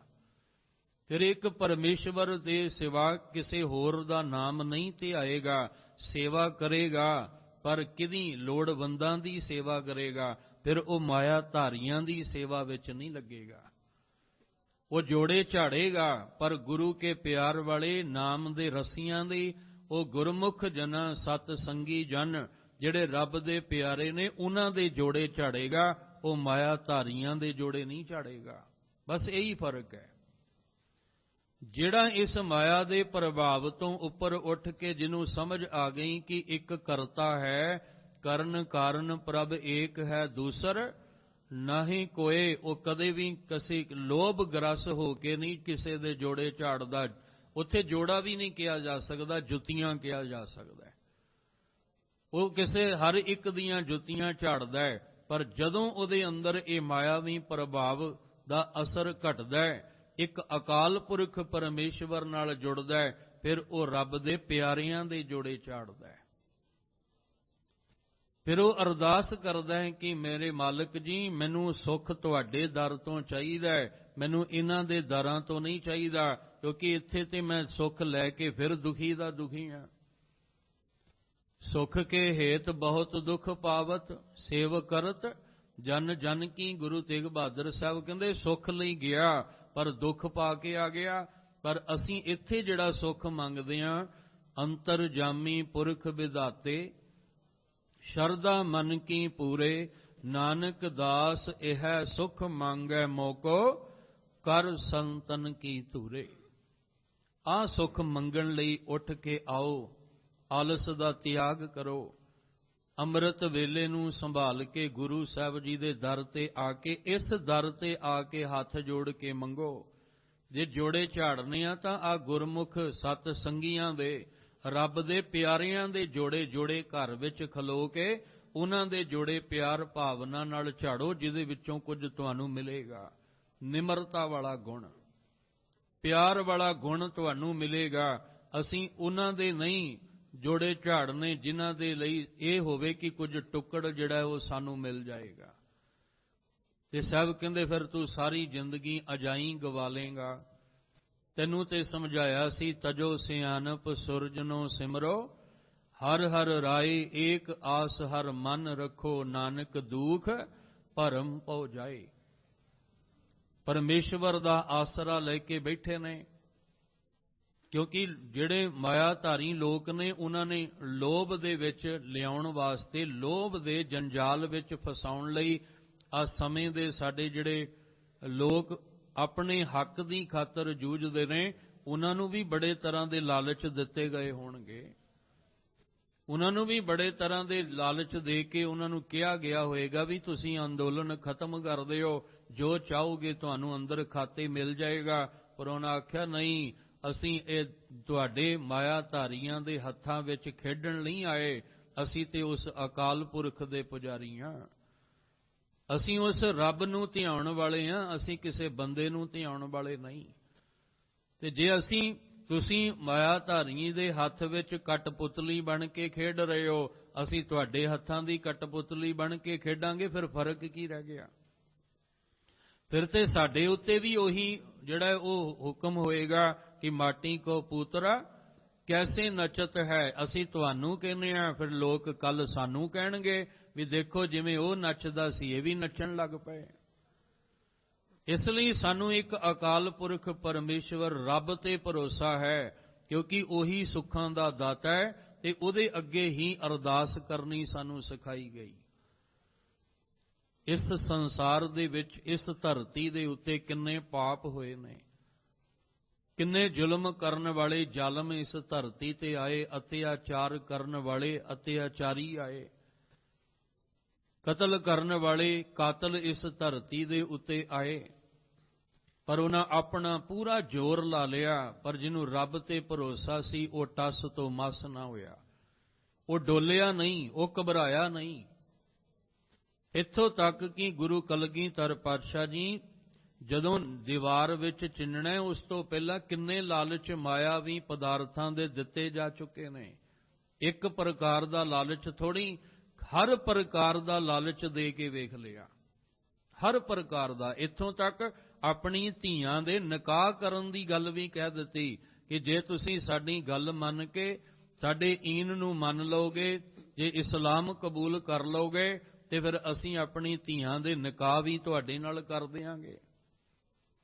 ਪਰ ਉਹਨਾਂ ਆਖਿਆ ਨਹੀਂ, ਸਾਨੂੰ ਤੇ ਇੱਕੋ ਗੱਲ ਸਿਖਾਈ ਗਈ ਹੈ ਕਿ ਉਸ ਅਕਾਲ ਪੁਰਖ ਪਰਮੇਸ਼ਵਰ ਤੋਂ ਸਿਵਾ ਦੁਨੀਆ ਵਿੱਚ ਦਾਤਾ ਕੋਈ ਨਹੀਂ ਹੈ। ਦੱਦਾ ਦਾਤਾ ਏਕ ਹੈ, ਇੱਕੋ ਹੀ ਹੈ ਦਾਤਾ, ਸਾਰੇ ਸੰਸਾਰ ਦੇ ਜੀਆਂ ਦੇ ਨੂੰ ਦਾਤਾਂ ਦੇਣ ਵਾਲਾ, ਸਾਰੇ ਜੀਆਂ ਨੂੰ ਪਾਲਣ ਵਾਲਾ ਇੱਕੋ ਹੀ ਹੈ। ਤੇ ਸਾਡੀ ਅਰਦਾਸ ਵੀ ਉਹਦੇ ਅੱਗੇ ਹੀ ਹੁੰਦੀ ਹੈ। ਸੁਖ ਦਾਤਾ ਪੈ ਭੰਜਨੋ ਤਿਸ ਆਗੇ ਕਰ ਅਰਦਾਸ, ਮਿਹਰ ਕਰੇ ਜਿਸ ਮਿਹਰਬਾਨ ਤਾਂ ਕਾਰਜ ਆਵੇ ਰਾਸ। ਹੁਣ ਸੰਸਾਰ ਦੇ ਜੋ ਮਨੁੱਖ ਮਾਇਆ ਦੇ ਹੇਠ ਜੀਣ ਵਾਲੇ ਨੇ, ਉਹਨਾਂ ਦੀ ਹਾਲਤ ਨੂੰ ਗੁਰੂ ਤੇਗ ਬਹਾਦਰ ਸਾਹਿਬ ਜੀ ਨੇ ਫਿਰ ਅੱਜ ਜ਼ਿਕਰ ਕਰਦਿਆਂ ਸਾਨੂੰ ਤੁਹਾਨੂੰ ਸਮਝਾਉਣ ਦਾ ਯਤਨ ਕੀਤਾ ਹੈ। ਮਹਾਰਾਜ ਜੀ ਕਹਿੰਦੇ ਮਾਇਆ ਕਾਰਨ ਧਾਵਹੀ, ਮੂਰਖ ਲੋਗ ਅਜਾਨ। ਮੂਰਖ ਜਿਹੜੇ ਲੋਗ ਨੇ ਉਹ ਸੱਚ ਤੋਂ ਅਣਜਾਣ ਨੇ, ਉਹਨਾਂ ਨੂੰ ਸੱਚ ਨਹੀਂ ਸਮਝ ਵਿੱਚ ਆਇਆ। ਅਣਜਾਣ ਹੋਣ ਕਰਕੇ ਹੀ ਮਾਇਆ ਕਾਰਨ ਧਾਵਹੀ, ਉਹ ਇਸ ਮਾਇਆ ਦੇ ਪ੍ਰਭਾਵ ਹੇਠ, ਮਾਇਆ ਦਾ ਅਰਥ ਫਿਰ ਸਮਝ ਲੈਣਾ, ਆ ਚੰਦ ਨੋਟ ਜਿਹੜੇ ਨੇ, ਆ ਇਹ ਟੁਕੜੇ, ਇਹ ਮਾਇਆ ਨਹੀਂ, ਸਿਰਫ ਸਾਰਾ ਸੰਸਾਰ ਹੀ ਮਾਇਆ ਹੈ। ਸਾਡਾ ਇਹ ਜਿਹੜਾ ਸਰੀਰ ਹੈ ਇਹ ਵੀ ਇੱਕ ਮਾਇਆ ਹੈ।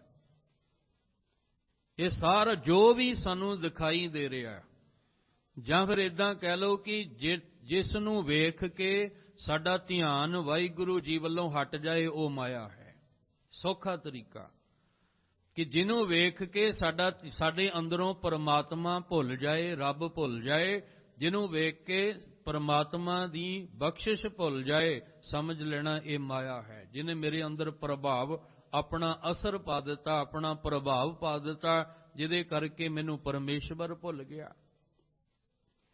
ਇਸ ਲਈ ਕਹਿੰਦੇ ਇਸ ਮਾਇਆ ਦੀ ਖਾਤਰ, ਇਸ ਦੁਨੀਆ ਦੀ ਖਾਤਰ, ਇਸ ਸੰਸਾਰ ਦੀ ਖਾਤਰ ਇਹ ਮੂਰਖ ਲੋਕ, ਅਣਜਾਣ ਲੋਕ ਸੱਚ ਨੂੰ ਨਹੀਂ ਸਮਝਦੇ ਪਏ, ਜਿਹਦੇ ਕਰਕੇ ਧਾਵਹੀ ਦਿਨ ਰਾਤ ਦੌੜ ਰਹੇ ਨੇ। ਦਿਨ ਰਾਤ ਭੱਜ ਦੌੜ ਇਸ ਪਾਸੇ ਲੱਗੀ ਹੋਈ ਹੈ, ਪਰ ਇਹ ਨਹੀਂ ਸਮਝ ਰਹੇ ਕਿ ਇੱਕ ਦਿਨ ਇਸ ਸਰੀਰ ਨੇ ਡੈੱਡ ਹੋ ਜਾਣਾ ਹੈ, ਇਸ ਸਰੀਰ ਨੇ ਇੱਕ ਦਿਨ ਮੁਰਦਾ ਹੋ ਜਾਣਾ ਹੈ। ਇਹਦੇ ਵਿੱਚ ਇੰਨੀ ਵੀ ਇੱਕ ਦਿਨ ਪਾਵਰ ਨਹੀਂ ਰਹਿਣੀ ਕਿ ਆਪਣੇ ਆਪ ਉੱਠ ਸਕੇ। ਚਾਰ ਬੰਦਿਆਂ ਨੇ ਆ ਕੇ ਦੋਵਾਂ ਨੇ ਪੈਰ ਤੇ ਦੋਵਾਂ ਨੇ ਮੋਢਿਆਂ ਤੋਂ ਪਕੜ ਕੇ ਇਹਨੂੰ ਚੁੱਕਣਾ, ਇਹਦੇ ਕੋਲ ਇੰਨੀ ਵੀ ਹਿੰਮਤ ਨਹੀਂ ਹੋਣੀ। ਜਦੋਂ ਸਾਡਾ ਜਨਮ ਹੋਇਆ ਸੀ ਨਾ, ਉਸ ਜਨਮ ਵਾਲੀ ਹਾਲਤ ਨੂੰ ਹੀ ਆਪਾਂ ਸਮਝ ਕੇ ਚੱਲਣਾ ਸੀ, ਪਰ ਜਦੋਂ ਭਰ ਜੋਬਨ ਆਇਆ ਨਾ, ਅਸੀਂ ਬਚਪਨ ਦੀਆਂ ਸਾਰੀਆਂ ਗੱਲਾਂ ਪਿੱਛੇ ਛੱਡਤੀਆਂ। ਜਦੋਂ ਜਨਮ ਹੋਇਆ ਸੀ ਹਾਲਤ ਉਦੋਂ ਵੀ ਇਹੀ ਸੀ, ਆਪਣੇ ਆਪ ਨਾ ਉੱਠ ਸਕਦਾ ਹੈ, ਨਾ ਬੈਠ ਸਕਦਾ ਹੈ, ਨਾ ਚੱਲ ਸਕਦਾ ਹੈ, ਨਾ ਉਹਨੂੰ ਦੁਨੀਆ ਦੀ ਸਮਝ ਹੈ ਕਿ ਇਹ ਕੌਣ ਹੈ ਕੌਣ ਨਹੀਂ ਹੈ, ਤੇ ਨਾ ਹੀ ਉਹ ਆਪਣੀ ਕਿਰਿਆ ਆਪ ਜਿਹੜੀ ਆ ਉਸ ਕਰਕੇ ਸੰਭਾਲ ਸਕਦਾ ਹੈ। ਉਹ ਜਿਵੇਂ ਹੈ ਬਸ ਉਵੇਂ ਹੀ ਤਾਹਾਂ ਮਾਰ ਕੇ ਰੋਂਦਾ ਹੈ। ਇੱਕ ਦਿਨ ਬੰਦਿਆ ਤੇਰੀ ਹਾਲਤ ਫਿਰ ਇਦਾਂ ਦੀ ਹੋਣੀ ਹੈ ਕਿ ਜਿਸ ਦਿਨ ਤੂੰ ਆ ਕੇ ਡਿੱਗ ਜਾਏਗਾ ਨਾ ਇਸ ਧਰਤੀ ਤੇ, ਉਸ ਦਿਨ ਵੀ ਤੇਰੀ ਹਾਲਤ ਇਹੀ ਹੋਏਗੀ। ਫਿਰ ਤੈਨੂੰ ਸਮਝ ਆਏਗੀ ਕਿ ਮੈਂ ਸਾਰੀ ਉਮਰ ਇਸ ਸੰਸਾਰ ਦੀ ਖਾਤਰ, ਦੁਨੀਆ ਦੀ ਖਾਤਰ, ਪਦਾਰਥਾਂ ਦੀ ਖਾਤਰ ਦੌੜਦਾ ਰਿਹਾ, ਪਰ ਇਸ ਸੱਚ ਨੂੰ ਮੈਂ ਕਦੇ ਸਮਝਣ ਦਾ ਯਤਨ ਹੀ ਨਹੀਂ ਕੀਤਾ। ਗੁਰਬਾਣੀ ਸਾਨੂੰ ਸੱਚ ਸਮਝਾਉਂਦੀ, ਕਿਉਂਕਿ ਗੁਰਬਾਣੀ ਵਿੱਚ ਸੱਚ ਹੈ, ਝੂਠ ਨਹੀਂ ਹੈ। ਇਸੇ ਲਈ ਇਹਨੂੰ ਕੱਚੀ ਬਾਣੀ ਨਹੀਂ ਸੱਚੀ ਬਾਣੀ ਕਿਹਾ। ਸੱਚੀ ਬਾਣੀ ਕਿਉਂ ਕਿਹਾ? ਕਿਉਂਕਿ ਇਹਦੇ ਵਿੱਚ ਨਿਰੋਲ ਸੱਚ ਹੈ, ਤੇ ਸੱਚ ਦੀ ਬਾਣੀ ਸਾਨੂੰ ਸੱਚ ਵੱਲ ਪ੍ਰੇਰਦੀ ਹੈ, ਸੱਚ ਵੱਲ ਤੋਰਦੀ ਹੈ, ਤੇ ਸੱਚ ਨਾਲ ਹੀ ਸਾਨੂੰ ਜੋੜਦੀ ਹੈ।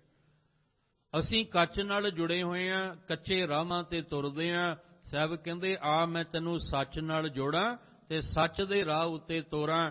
ਤੂੰ ਸੱਚ ਨੂੰ, ਜ਼ਿੰਦਗੀ ਨੂੰ ਸਮਝ ਕੇ ਚੱਲਣਾ ਕਰ, ਫਿਰ ਤੂੰ ਕੁਝ ਖੱਟ ਕੇ ਜਾਏਗਾ। ਤੇ ਜੇ ਤੂੰ ਜ਼ਿੰਦਗੀ ਦੀ ਸੱਚਾਈ ਨੂੰ ਨਹੀਂ ਸਮਝਣਾ ਚਾਹੁੰਦਾ, ਫਿਰ ਤੂੰ ਖੱਟ ਕੇ ਨਹੀਂ, ਫਿਰ ਤੂੰ ਗਵਾ ਕੇ ਜਾਏਗਾ।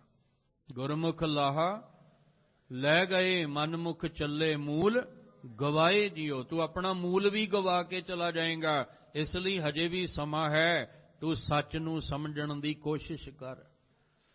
ਮਹਾਰਾਜ ਕਹਿੰਦੇ ਇਹ ਮਾਇਆ ਦੇ ਕਾਰਨ, ਦੁਨੀਆ ਦੇ ਪਦਾਰਥਾਂ ਦੇ ਕਾਰਨ ਦਿਨ ਰਾਤ ਦੌੜ ਇਹਦੀ ਲੱਗੀ ਹੋਈ ਹੈ। ਮੂਰਖ ਲੋਕ ਜਿਹੜੇ ਨੇ, ਉਹ ਅਣਜਾਣ ਲੋਕ ਇਸ ਪਾਸੇ ਨੂੰ ਤੁਰ ਰਹੇ ਨੇ। ਕਹੋ ਨਾਨਕ ਬਿਨ ਹਰ ਭਜਨ, ਬਿਰਥਾ ਜਨਮ ਸਿਰਾਨ। ਉਹ ਜਿਹੜੇ ਮੂਰਖ ਲੋਕ, ਅਣਜਾਣ ਲੋਕ, ਜਿਹੜੇ ਆਪਣੇ ਜੀਵਨ ਦੀ ਸਚਾਈ ਤੋਂ ਅਣਜਾਣ ਨੇ, ਇਸ ਮਾਇਆ ਦੀ ਖਾਤਰ, ਦੁਨੀਆ ਦੀ ਖਾਤਰ ਦਿਨ ਰਾਤ ਭੱਜ ਦੌੜ ਕਰ ਰਹੇ ਨੇ। ਗੁਰੂ ਤੇਗ ਬਹਾਦਰ ਸਾਹਿਬ ਜੀ ਕਹਿੰਦੇ ਬਿਨ ਹਰ ਭਜਨ, ਇਹੋ ਜਿਹੇ ਮੂਰਖ ਲੋਕ ਜਿਹੜੇ ਪਰਮਾਤਮਾ ਦੀ ਭਜਨ ਬੰਦਗੀ ਤੋਂ ਬਿਨਾਂ ਜਿਉਂਦੇ ਨੇ, ਉਹ ਆਪਣਾ ਜਨਮ ਜਿਹੜਾ ਹੈ ਉਹ ਬਿਰਥਾ ਹੀ ਗਵਾ ਰਹੇ ਨੇ। ਉਹਨਾਂ ਦੇ ਜਨਮ ਦਾ ਸਮਾਂ ਬੇਅਰਥ ਹੀ ਬਤੀਤ ਹੁੰਦਾ ਜਾ ਰਿਹਾ ਹੈ। ਸਿਰਾਣ ਦਾ ਅਰਥ ਹੈ ਜਿਹੜਾ ਬੀਤ ਗਿਆ ਹੈ। ਸਮਾਂ ਉਹਨਾਂ ਦਾ ਬੇਅਰਥ ਹੀ ਜਿਹੜਾ ਜਾ ਰਿਹਾ। ਪਹਿਲਾ ਸ਼ਲੋਕ ਹੀ ਸਾਨੂੰ ਇਹ ਕਹਿੰਦਾ ਹੈ, ਗੁਣ ਗੋਬਿੰਦ ਗਾਇਓ ਨਹੀਂ ਜਨਮ, ਅਕਾਰਥ ਕੀਨ। ਤੂੰ ਆਇਆ ਤੇ ਇਸ ਜਨਮ ਵਿੱਚ ਭਜਨ ਬੰਦਗੀ ਵਾਸਤੇ ਹੈ। ਤੂੰ ਆਇਆ ਤੇ ਇਸ ਜਨਮ ਦੇ ਵਿੱਚ ਸੀ, ਕਿਉਂਕਿ ਅਵਰ ਕਾਜ ਤੇਰੇ ਕਿਤੇ ਨਾ ਕਾਮ, ਮਿਲ ਸਾਧ ਸੰਗਤ ਭਜ ਕੇਵਲ ਨਾਮ।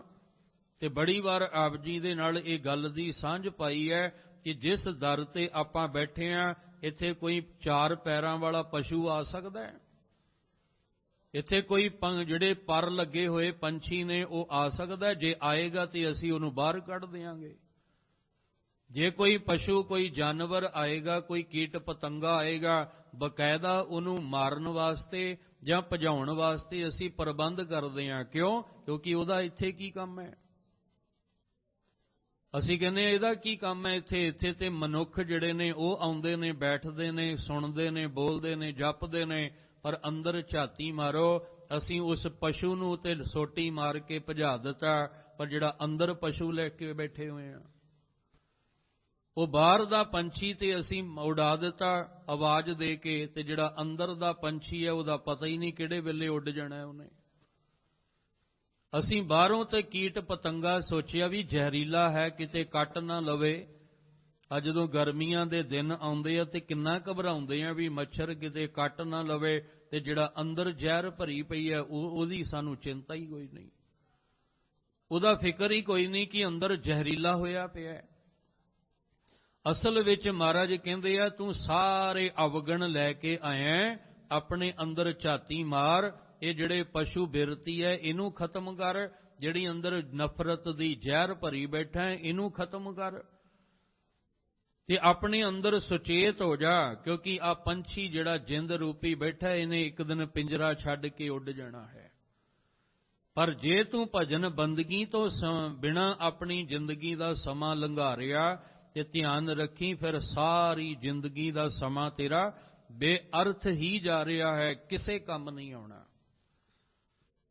ਜਿੰਨੇ ਵੀ ਹੁਣ ਜਿਹੜੇ ਰੋਜ਼ ਆਉਂਦੇ ਨੇ ਗੁਰੂ ਦਰ ਤੇ, ਸੰਗਤ ਕਰਦੇ ਆ, ਭਜਨ ਬੰਦਗੀ ਨਾਲ ਜੁੜਦੇ ਨੇ, ਮੁਬਾਰਕ ਹੈ। ਅਸੀਂ ਆਪਣਾ ਸਮਾਂ ਸਫਲ ਕਰਨ ਤੇ ਲੱਗੇ ਹਾਂ।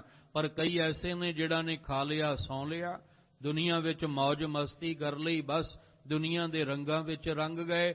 ਜਿਵੇਂ ਇੱਕ ਦਿਨ ਜ਼ਿਕਰ ਕੀਤਾ ਸੀ, ਸਾਡੀ ਹਾਲਤ ਕੀ ਹੈ? ਖਾਣਾ ਪੀਣਾ, ਹੱਸਣਾ ਸੌਣਾ, ਵਿਸਰ ਗਿਆ ਹੈ ਮਰਨਾ। ਖਸਮ ਵਿਸਾਰ ਖੁਆਰੀ ਕੀਨੀ, ਤ੍ਰਿਗ ਜੀਵਨ ਨਹੀਂ ਰਹਿਣਾ। ਕਹਿੰਦੇ ਤੂੰ ਖਸਮ ਨੂੰ ਵਿਸਾਰ ਕੇ ਖੁਆਰੀ ਆਪਣੇ ਪੱਲੇ ਪਾ ਲਈ, ਤੇ ਇਹ ਜਿਹੜਾ ਜੀਵਨ ਤੂੰ ਤ੍ਰਿਗ ਬਣਾ ਲਿਆ ਨਾ, ਇਹ ਰਹਿਣਾ ਫਿਰ ਵੀ ਨਹੀਂ ਦੁਨੀਆ ਦੇ ਵਿੱਚ।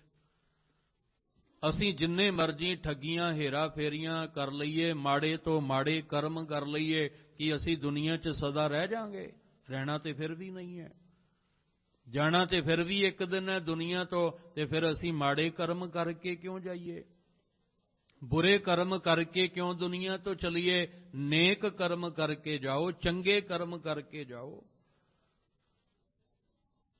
ਜਿਹੜਾ ਫੁੱਲ ਹੁੰਦਾ ਨਾ, ਫੁੱਲ, ਉਹ ਜਿਸ ਦਿਨ ਡਾਲੀ ਨਾਲ ਜੁੜਿਆ ਹੁੰਦਾ ਹੈ ਤੇ ਕਿੰਨੀ ਖੁਸ਼ਬੂ ਦਿੰਦਾ ਹੈ, ਦੂਰ ਦੂਰ ਤੱਕ ਉਹਦੀ ਖੁਸ਼ਬੂ ਜਾਂਦੀ ਹੈ। ਤੇ ਜਿਹੜਾ ਆਸ-ਪਾਸ ਲੰਘਣ ਵਾਲਾ ਹੁੰਦਾ ਹੈ, ਉਹ ਖਿੱਚ ਪੈਂਦਾ ਹੁੰਦੀ ਹੈ ਵੀ ਮੈਂ ਜਾਵਾਂ ਜਿੱਥੋਂ ਇਹ ਖੁਸ਼ਬੂ ਆ ਰਹੀ ਹੈ। ਤੇ ਜਿੱਥੇ ਗੰਦਗੀ ਦਾ ਢੇਰ ਹੋਵੇ ਉੱਥੋਂ ਦੀ ਤਾਂ ਨੱਕ ਬੰਦ ਕੇ ਪਾਸਾ ਬੰਨ ਕੇ ਤੇ ਅਸੀਂ ਪਾਸਾ ਵੱਟ ਕੇ ਲੰਘ ਜਾਂਦੇ ਹਾਂ। ਕਿਉਂ? ਕਿਉਂਕਿ ਆ ਗੰਦਗੀ ਵਿੱਚੋਂ ਬਦਬੂ ਮੈਨੂੰ ਬਿਮਾਰ ਕਰ ਦੇਗੀ। ਇਸੇ ਤਰ੍ਹਾਂ ਜਿਹੜੇ ਮਾੜੇ ਬੁਰੇ ਕਰਮ ਕਰਨ ਵਾਲੇ ਹੁੰਦੇ ਨੇ, ਉਹਨਾਂ ਤੋਂ ਪਾਸਾ ਵੱਟ ਕੇ ਹੀ ਲੰਘਣਾ ਚਾਹੀਦਾ ਹੈ। ਤੇ ਜਿਨ੍ਹਾਂ ਕੋਲ ਨੇਕ ਚੰਗੇ ਕਰਮ, ਚੰਗੇ ਗੁਣ ਹੋਣ, ਉਹਨਾਂ ਕੋਲ ਜਾਣਾ ਚਾਹੀਦਾ ਹੈ, ਉਹਨਾਂ ਕੋਲ ਕਹਿਣਾ ਚਾਹੀਦਾ ਹੈ ਕਿ ਤੇਰੀ ਸੰਗਤ ਕਰਕੇ ਕਿਤੇ ਮੈਨੂੰ ਵੀ ਚੰਗਾ ਗੁਣ ਮਿਲ ਜਾਏ, ਜਿਹਦੇ ਨਾਲ ਮੇਰੇ ਅੰਦਰ ਵੀ ਚੰਗੇ ਗੁਣਾਂ ਦੀ ਖੁਸ਼ਬੂ ਭਰ ਜਾਏ। ਸਾਹਿਬ ਜੀ ਕਹਿੰਦੇ, ਧਿਆਨ ਰੱਖ, ਤੂੰ ਸਾਰੀ ਉਮਰ ਜੇ ਦੁਨੀਆ ਦੀ ਖਾਤਰ ਭੱਜ ਦੌੜ ਕਰਦਾ ਰਿਹਾ ਤੇ ਭਜਨ ਬੰਦਗੀ ਪਰਮੇਸ਼ਵਰ ਦੇ ਨਾਮ ਦੀ ਨਹੀਂ ਕੀਤੀ, ਸਾਥ ਨਾ ਚੱਲੈ ਬਿਨ ਭਜਨ ਵਿਖਿਆ ਸਗਲੀ ਛਾਰ, ਹਰ ਹਰ ਨਾਮ ਕਮਾਵਣਾ ਨਾਨਕ ਇਹ ਧਨ ਸਾਰ। ਸਾਹਿਬ ਜੀ ਕਹਿੰਦੇ, ਕਹੋ ਨਾਨਕ ਬਿਨ ਹਰ ਭਜਨ, ਉਹਦੀ ਭਜਨ ਬੰਦਗੀ ਤੋਂ ਬਿਨਾ ਤੂੰ ਆਪਣੇ ਸਾਰੇ ਦਾ ਸਾਰਾ ਜਨਮ ਜਿਹੜਾ ਹੈ ਇਸੇ ਤਰ੍ਹਾਂ ਤੂੰ ਆਪਣਾ ਬਿਰਥਾ ਹੀ ਗਵਾ ਲੇਗਾ। ਤੇਰਾ ਸਮਾਂ ਜਿਹੜਾ ਹੈ ਉਹ ਬੇਅਰਥ ਬਤੀਤ ਹੁੰਦਾ ਜਾ ਰਿਹਾ ਹੈ। ਇਹ ਸੰਸਾਰ ਦੇ ਪ੍ਰਾਣੀ, ਇੱਕ ਗੱਲ ਧਿਆਨ ਰੱਖ, ਕਹੋ ਨਾਨਕ ਬਿਨ ਹਰ ਭਜਨ ਬਿਰਥਾ ਜਨਮ ਸਿਰਾਣ। ਤੂੰ ਆਪਣੇ ਜੀਵਨ ਦੇ ਇਸ ਕੀਮਤੀ ਸਮੇਂ ਨੂੰ ਬੇਅਰਥ ਨਾ ਗਵਾ। ਤੂੰ ਇਸ ਦੁਨੀਆ ਵਿੱਚ ਰਹਿ ਕੇ ਨਿਰੰਕਾਰ ਦੇ ਨਾਲ ਜੁੜਨ ਦਾ ਯਤਨ ਕਰ। ਜੋ ਪ੍ਰਾਨੀ ਨਿਸ ਦਿਨ ਭਜੈ, ਰੂਪ ਰਾਮ ਤਿਹ ਜਾਨ। ਹੁਣ ਇੱਕ ਉਹ ਸੀ, ਕਿਉਂਕਿ ਦੋ ਤਰ੍ਹਾਂ ਦੇ ਪ੍ਰਾਣੀ ਸਾਨੂੰ ਮਿਲਣਗੇ, ਇੱਕ ਗੁਰਮੁਖ, ਇੱਕ ਮਨਮੁਖ। ਇੱਕ ਚੰਗਾ ਕਰਮ ਕਰਨ ਵਾਲਾ ਤੇ ਇੱਕ ਮਾੜੇ ਕਰਮ ਕਰਨ ਵਾਲਾ, ਦੋ ਹੀ ਨੇ। ਜਾਂ ਦੁਨੀਆ ਵਿੱਚ ਮਿਠਾਸ ਹੈ ਜਾਂ ਕੜਵਾਹਟ ਹੈ, ਜਾਂ ਦੁਨੀਆ ਦੇ ਵਿੱਚ ਆ ਦਿਨ ਦਾ ਉਜਾਲਾ ਤੇ ਰਾਤ ਦਾ ਹਨੇਰਾ ਹੈ, ਜੇ ਜ਼ਹਿਰ ਹੈ ਤੇ ਅੰਮ੍ਰਿਤ ਹੈ। ਦੋ ਪ੍ਰਕਾਰ ਦੇ, ਤੇ ਜਦੋਂ ਇੱਕ ਦੀ ਗੱਲ ਸਮਝਾਣੀ ਹੋਵੇ ਤੇ ਦੂਜੇ ਨੂੰ ਸਾਹਮਣੇ ਰੱਖਣਾ ਪਏਗਾ। ਜੇ ਤੁਸੀਂ ਅੰਮ੍ਰਿਤ ਦੀ ਮਿਠਾਸ ਲੈਣੀ ਹੈ ਤੇ ਤੁਹਾਨੂੰ ਜ਼ਹਿਰ ਦੀ ਕੜਵਾਹਟ ਦਾ ਵੀ ਪਤਾ ਹੋਣਾ ਚਾਹੀਦਾ ਹੈ, ਫਿਰ ਪਤਾ ਲੱਗੇਗਾ ਵੀ ਅੰਮ੍ਰਿਤ ਕਿੰਨਾ ਮਿੱਠਾ ਹੈ। ਤੇ ਜੇ ਸਾਡੇ ਸਾਹਮਣੇ ਕੜਵਾਹਟ ਨਹੀਂ ਹੋਏਗੀ ਤੇ ਫਿਰ ਸਾਨੂੰ ਪਤਾ ਨਹੀਂ ਲੱਗ ਸਕੇਗਾ। ਕੋਈ ਵੀ ਚੀਜ਼ ਹੈ, ਹੁਣ ਜੇ ਅਸੀਂ ਕਹਿ ਲਈਏ ਵੀ ਸੁਹਾਗਣ ਦਾ ਗੁਣ ਕੀ ਹੁੰਦਾ ਹੈ, ਇਹਨੂੰ ਵੇਖਣਾ ਹੋਵੇ ਤਾਂ ਸਾਨੂੰ ਦੁਹਾਗਣ ਵਾਲਾ ਜੀਵਨ ਵੀ ਵੇਖਣਾ ਪਏਗਾ। ਦੋਵਾਂ ਦੀ ਤੁਲਨਾ ਤਾਂ ਹੀ ਹੋਏਗੀ ਨਾ ਵੀ ਦੁਹਾਗਣ ਕਿਹਨੂੰ ਕਹਿੰਦੇ ਆ ਤੇ ਸੁਹਾਗਣ ਕਿਹਨੂੰ ਕਹਿੰਦੇ ਆ। ਜਦੋਂ ਇੱਕ ਦੂਜੇ ਨੂੰ ਸਾਹਮਣੇ ਰੱਖਾਂਗੇ, ਗੁਰਬਾਣੀ ਵਿੱਚ ਦੋਵਾਂ ਨੂੰ ਸਾਹਮਣੇ ਰੱਖਿਆ ਗਿਆ, ਮਨਮੁਖ ਨੂੰ ਵੀ ਤੇ ਗੁਰਮੁਖ ਨੂੰ ਵੀ, ਦੋਵਾਂ ਨੂੰ ਸਾਹਮਣੇ ਰੱਖਿਆ ਗਿਆ, ਸੁਚੱਜੀ ਨੂੰ ਵੀ ਤੇ ਕੁਚੱਜੀ ਨੂੰ ਵੀ, ਸੁਹਾਗਣ ਨੂੰ ਵੀ ਤੇ ਦੁਹਾਗਣ ਨੂੰ ਵੀ, ਦੋਵਾਂ ਨੂੰ ਸਾਹਮਣੇ ਰੱਖ ਕੇ ਸਮਝਾਇਆ ਕਿ ਹੁਣ ਤੂੰ ਵੇਖ, ਤੂੰ ਕਿਹੜਾ ਰਸਤਾ ਅਪਣਾਉਣਾ ਹੈ, ਤੂੰ ਕਿਹੜੇ ਰਸਤੇ ਤੁਰਨਾ ਹੈ। ਤੈਨੂੰ ਦੋਵੇਂ ਰਸਤਿਆਂ ਦੀ ਜਾਣਕਾਰੀ ਦੇ ਦਿੱਤੀ। ਹੁਣ ਤੂੰ ਦੋਵੇਂ ਰਸਤਿਆਂ ਵਿੱਚੋਂ ਕਿਹੜਾ ਰਸਤਾ ਚੁਣਨਾ ਹੈ, ਇਹ ਤੇਰੇ ਤੇ ਡਿਪੈਂਡ ਕਰਦਾ ਹੈ, ਕਿਉਂਕਿ ਕਰਮ ਤੂੰ ਕਰਨਾ ਹੈ ਤੇ ਫਲ ਵੀ ਤੂੰ ਹੀ ਭੋਗਣਾ ਹੈ। ਤੈਨੂੰ ਤੇ ਮਾਰਗ ਦਰਸ਼ਨ ਕਰਵਾ ਦਿੱਤਾ ਗੁਰਬਾਣੀ ਵਿੱਚੋਂ ਵੀ ਆਹ ਮਾੜਾ ਰਸਤਾ ਹੈ ਤੇ ਆਹ ਚੰਗਾ ਹੈ। ਹੁਣ ਤੂੰ ਡਿਸਾਈਡ ਕਰਨਾ ਵੀ ਮੈਂ ਕਿਹੜੇ ਰਸਤੇ ਤੇ ਚੱਲਣਾ ਹੈ, ਕਿਉਂਕਿ ਉਹ ਫੈਸਲਾ ਤੇਰਾ ਆਪਣਾ ਹੋਏਗਾ, ਕਰਮ ਤੇਰਾ ਆਪਣਾ ਹੋਏਗਾ ਤੇ ਫਿਰ ਫਲ ਵੀ ਤੈਨੂੰ ਆਪ ਹੀ ਭੋਗਣਾ ਪਏਗਾ। ਉੱਥੇ ਫਿਰ ਦੋਸ਼ ਨਹੀਂ ਦੇਣਾ, ਕਿਉਂਕਿ ਤੈਨੂੰ ਪਹਿਲਾਂ ਗੁਰਬਾਣੀ ਵਿੱਚੋਂ ਜਾਣਕਾਰੀ ਦੇ ਕੇ ਤੋਰਿਆ ਸੀ। ਇਸ ਲਈ ਗੁਰੂ ਸਾਹਿਬ ਜੀ, ਗੁਰੂ ਤੇਗ ਬਹਾਦਰ ਸਾਹਿਬ ਮਹਾਰਾਜ ਜੀ ਕਿਰਪਾ ਕਰਦੇ ਪਏ ਨੇ। ਕਹਿੰਦੇ ਜਿਹੜਾ ਇਹ ਪਹਿਲੇ ਜ਼ਿਕਰ ਕੀਤਾ ਸੀ ਕਿ ਨਿਸ ਦਿਨ ਮਾਇਆ ਕਾਰਨੇ, ਹੁਣ ਅੱਜ ਦੇ ਸ਼ਲੋਕ ਵਿੱਚ ਜ਼ਿਕਰ ਕਰਦੇ ਆ, ਜੋ ਪ੍ਰਾਨੀ ਨਿਸ ਦਿਨ ਭਜੈ। ਪ੍ਰਾਨੀ ਜਿਹਦੇ ਪ੍ਰਾਣ ਚੱਲ ਰਹੇ ਨੇ, ਜਿਹਦੇ ਕੋਲ ਪ੍ਰਾਣ ਭਾਵ ਸਵਾਸ ਨੇ, ਕਿਉਂਕਿ ਜਿਹਦੇ ਕੋਲ ਪ੍ਰਾਣ ਹੈ ਹੀ ਨਹੀਂ, ਉਹ ਕਿਵੇਂ ਭਜਨ ਬੰਦਗੀ ਕਰੇਗਾ। ਇਹ ਵੀ ਇੱਕ ਦਿਨ ਆਪ ਜੀ ਨਾਲ ਸਾਂਝ ਪਾਈ ਸੀ। ਆਪ ਜੀ ਨੂੰ ਸ਼ਾਇਦ ਚੇਤਾ ਹੋਵੇ ਕਿ ਅੱਜ ਤੇ ਸਾਡੇ ਪ੍ਰਾਣ ਚੱਲਦੇ ਨੇ ਨਾ, ਤੁਸੀਂ ਆਓ, ਜੋੜੇ ਕਰ ਜੋੜੇ ਲਾਓ, ਹੱਥ ਪੈਰ ਧੋਵੋ ਤੇ ਅੰਦਰ ਆਓ, ਕੋਈ ਨਹੀਂ ਰੋਕੇਗਾ ਤੁਹਾਨੂੰ, ਕੋਈ ਨਹੀਂ ਰੋਕੇਗਾ। ਸਾਰੇ ਹੱਥ ਜੋੜ ਕੇ ਕਹਿਣਗੇ ਵੀ ਆਓ ਜੀ ਆਇਆਂ ਨੂੰ। ਪਰ ਜਿਸ ਦਿਨ ਅੰਦਰੋਂ ਪ੍ਰਾਣ ਨਿਕਲ ਗਿਆ ਨਾ, ਤੇ ਫਿਰ ਵੇਖੋ ਬੰਦਾ ਚੱਲਿਆ, ਚੌਂ ਜਣਿਆਂ ਦੇ ਕੰਨ ਚਾਰ ਮੋਢਿਆਂ ਤੇ ਲੈ ਕੇ ਘਰੋਂ ਤੁਰੇ ਨਾ, ਕਹਿੰਦੇ ਜਾਂਦੇ ਜਾਂਦੇ ਬਾਹਰੋਂ ਮੱਥਾ ਹੀ ਟਿਕਾ ਚਲੀਏ। ਤੇ ਜਿਸ ਦਿਨ ਉਹ ਅੰਦਰ ਲੈ ਕੇ ਆਏ, ਉਹਨਾਂ ਕਹਿਣਾ ਅੰਦਰ ਕਾਹਦੇ ਲਈ ਲਿਆ ਰਹੇ ਹੋ, ਇਹ ਤੇ ਡੈੱਡ ਹੋ ਚੁੱਕਾ ਹੈ, ਇਹ ਤੇ ਮੁਰਦਾ ਹੋ ਗਿਆ, ਇਹਦੇ ਅੰਦਰ ਪ੍ਰਾਣ ਤੇ ਰਹੇ ਨਹੀਂ, ਇਹ ਪ੍ਰਾਣੀ ਤੇ ਰਿਹਾ ਹੀ ਨਹੀਂ। ਹੁਣ ਇਹਨੂੰ ਬਾਹਰੋਂ ਹੀ ਲੈ ਜਾਓ ਬਸ, ਕਿਉਂਕਿ ਹੁਣ ਇਹ ਨਕੰਮਾ ਹੋ ਗਿਆ, ਕਿਸੇ ਕੰਮ ਦਾ ਨਹੀਂ ਰਿਹਾ। ਇਹਨੂੰ ਹੁਣ ਚਿਖਾ ਦੇ ਲੱਕੜਾਂ ਦਾ ਢੇਰ ਲਾ ਕੇ ਤੇ ਉਹਦੇ ਵਿੱਚ ਇਹਨੂੰ ਅਗਨ ਭੇਟ ਕਰ ਦਿਓ, ਕਿਸੇ ਕੰਮ ਨਹੀਂ ਰਿਹਾ। ਇਸੇ ਲਈ ਕਿਹਾ ਅਜਹੂ ਕੱਛ ਬਿਗੜਿਓ ਨਹੀਂ, ਕੁਛ ਨਹੀਂ ਵਿਗੜਿਆ। ਪ੍ਰਾਣ ਚੱਲਦੇ ਨੇ, ਸਵਾਸ ਚੱਲਦੇ ਨੇ, ਹਜੇ ਵੀ ਵਕਤ ਹੈ ਗੁਰੂ ਦੇ ਦਰ ਤੇ ਆ ਕੇ ਭਜਨ ਬੰਦਗੀ ਨਾਲ ਜੁੜ ਜਾਈਏ। ਹਜੇ ਵੀ ਸਮਾਂ ਹੈ। ਕਿਹੜੇ ਸਮੇਂ ਦੀ ਉਡੀਕ ਕਰਦੇ ਆ ਵੀ ਸਮਾਂ ਆਏਗਾ, ਗੁਰਦੁਆਰੇ ਜਾਵਾਂਗੇ, ਸੰਗਤ ਕਰਾਂਗੇ, ਬਾਣੀ ਪੜਾਂਗੇ, ਖੰਡੇ ਦੀ ਪਹੁਲ ਲਵਾਂਗੇ। ਕਿਹੜੇ ਸਮੇਂ ਦੀ ਉਡੀਕ ਕਰਦੇ ਆ? ਇੱਥੇ ਤੇ ਪਲ ਭਰ ਦੀ ਖਬਰ ਨਹੀਂ ਹੈ। ਅਸੀਂ ਅੱਜ ਨੂੰ ਸਵਾਰਨ ਦਾ ਯਤਨ ਕਰੀਏ। ਕੱਲ ਕਿਨੇ ਵੇਖਿਆ? ਨਾ ਕੱਲ ਜਿਹੜਾ ਲੰਘ ਗਿਆ ਉਹ ਮੁੜ ਕੇ ਆਉਣਾ, ਤੇ ਨਾ ਆਉਣ ਵਾਲਾ ਕੱਲ ਆਉਣਾ। ਅੱਜ ਜਿਹੜਾ ਹੈ ਇਹਨੂੰ ਸੰਭਾਲ ਲਈਏ। ਅੱਜ ਜੋ ਸਾਨੂੰ ਜ਼ਿੰਦਗੀ ਮਿਲੀ ਹੈ ਇਹਨੂੰ ਸਵਾਰਨ ਦਾ ਯਤਨ ਕਰੀਏ। ਕੱਲ ਦਾ ਸਮਾਂ ਕਿਨੇ ਵੇਖਣਾ, ਕਿਨੇ ਨਹੀਂ ਵੇਖਣਾ। ਇਸ ਵਾਸਤੇ ਕਹਿੰਦੇ ਨੇ ਜੋ ਪ੍ਰਾਣੀ, ਜਿਹੜੇ ਪ੍ਰਾਣ ਚੱਲਦੇ ਪਏ ਨੇ, ਜਿਹਦੇ ਸਵਾਸ ਚੱਲਦੇ ਹਨ, ਉਹਨੂੰ ਕਹਿ ਰਹੇ ਨੇ ਜਿਹੜਾ ਨਿਤ ਦਿਨ ਉਹਦੀ ਭਜਨ ਬੰਦਗੀ ਦੇ ਵਿੱਚ, ਉਹਦੇ ਨਾਮ ਸਿਮਰਨ ਦੇ ਵਿੱਚ ਜਿਹੜਾ ਜੁੜਦਾ ਹੈ।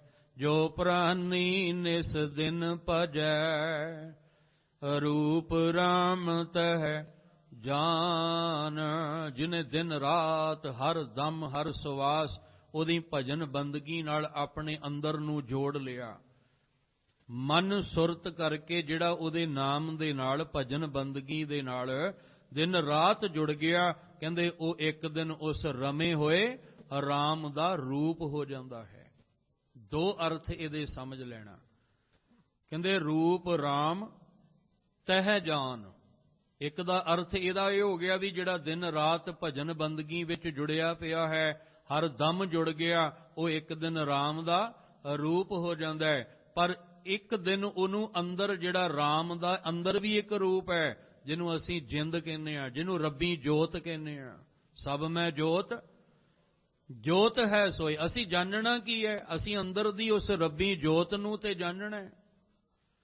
ਕਹਿੰਦੇ ਹੁਣ ਭੁੱਲਿਆ ਕੌਣ ਹੋਇਆ? ਮਨ ਭੁੱਲਿਆ। ਮਨ ਤੂੰ ਜੋਤ ਸਰੂਪ ਹੈ, ਆਪਣਾ ਮੂਲ ਪਛਾਣ। ਮਨ ਨੇ ਉਸ ਰੂਪ ਨੂੰ ਜਾਣਨਾ ਹੈ ਜਿਹੜਾ ਅੰਦਰ ਭੁਲਾ ਕੇ ਬੈਠਾ ਹੋਇਆ ਹੈ। ਮਨ ਕਿਉਂ ਭੁਲਾ ਕੇ ਬੈਠਾ? ਕਿਉਂਕਿ ਮਨ ਸੰਸਾਰ ਨਾਲ ਜੁੜ ਗਿਆ, ਇਸ ਮਾਇਆ ਨਾਲ ਜੁੜ ਗਿਆ।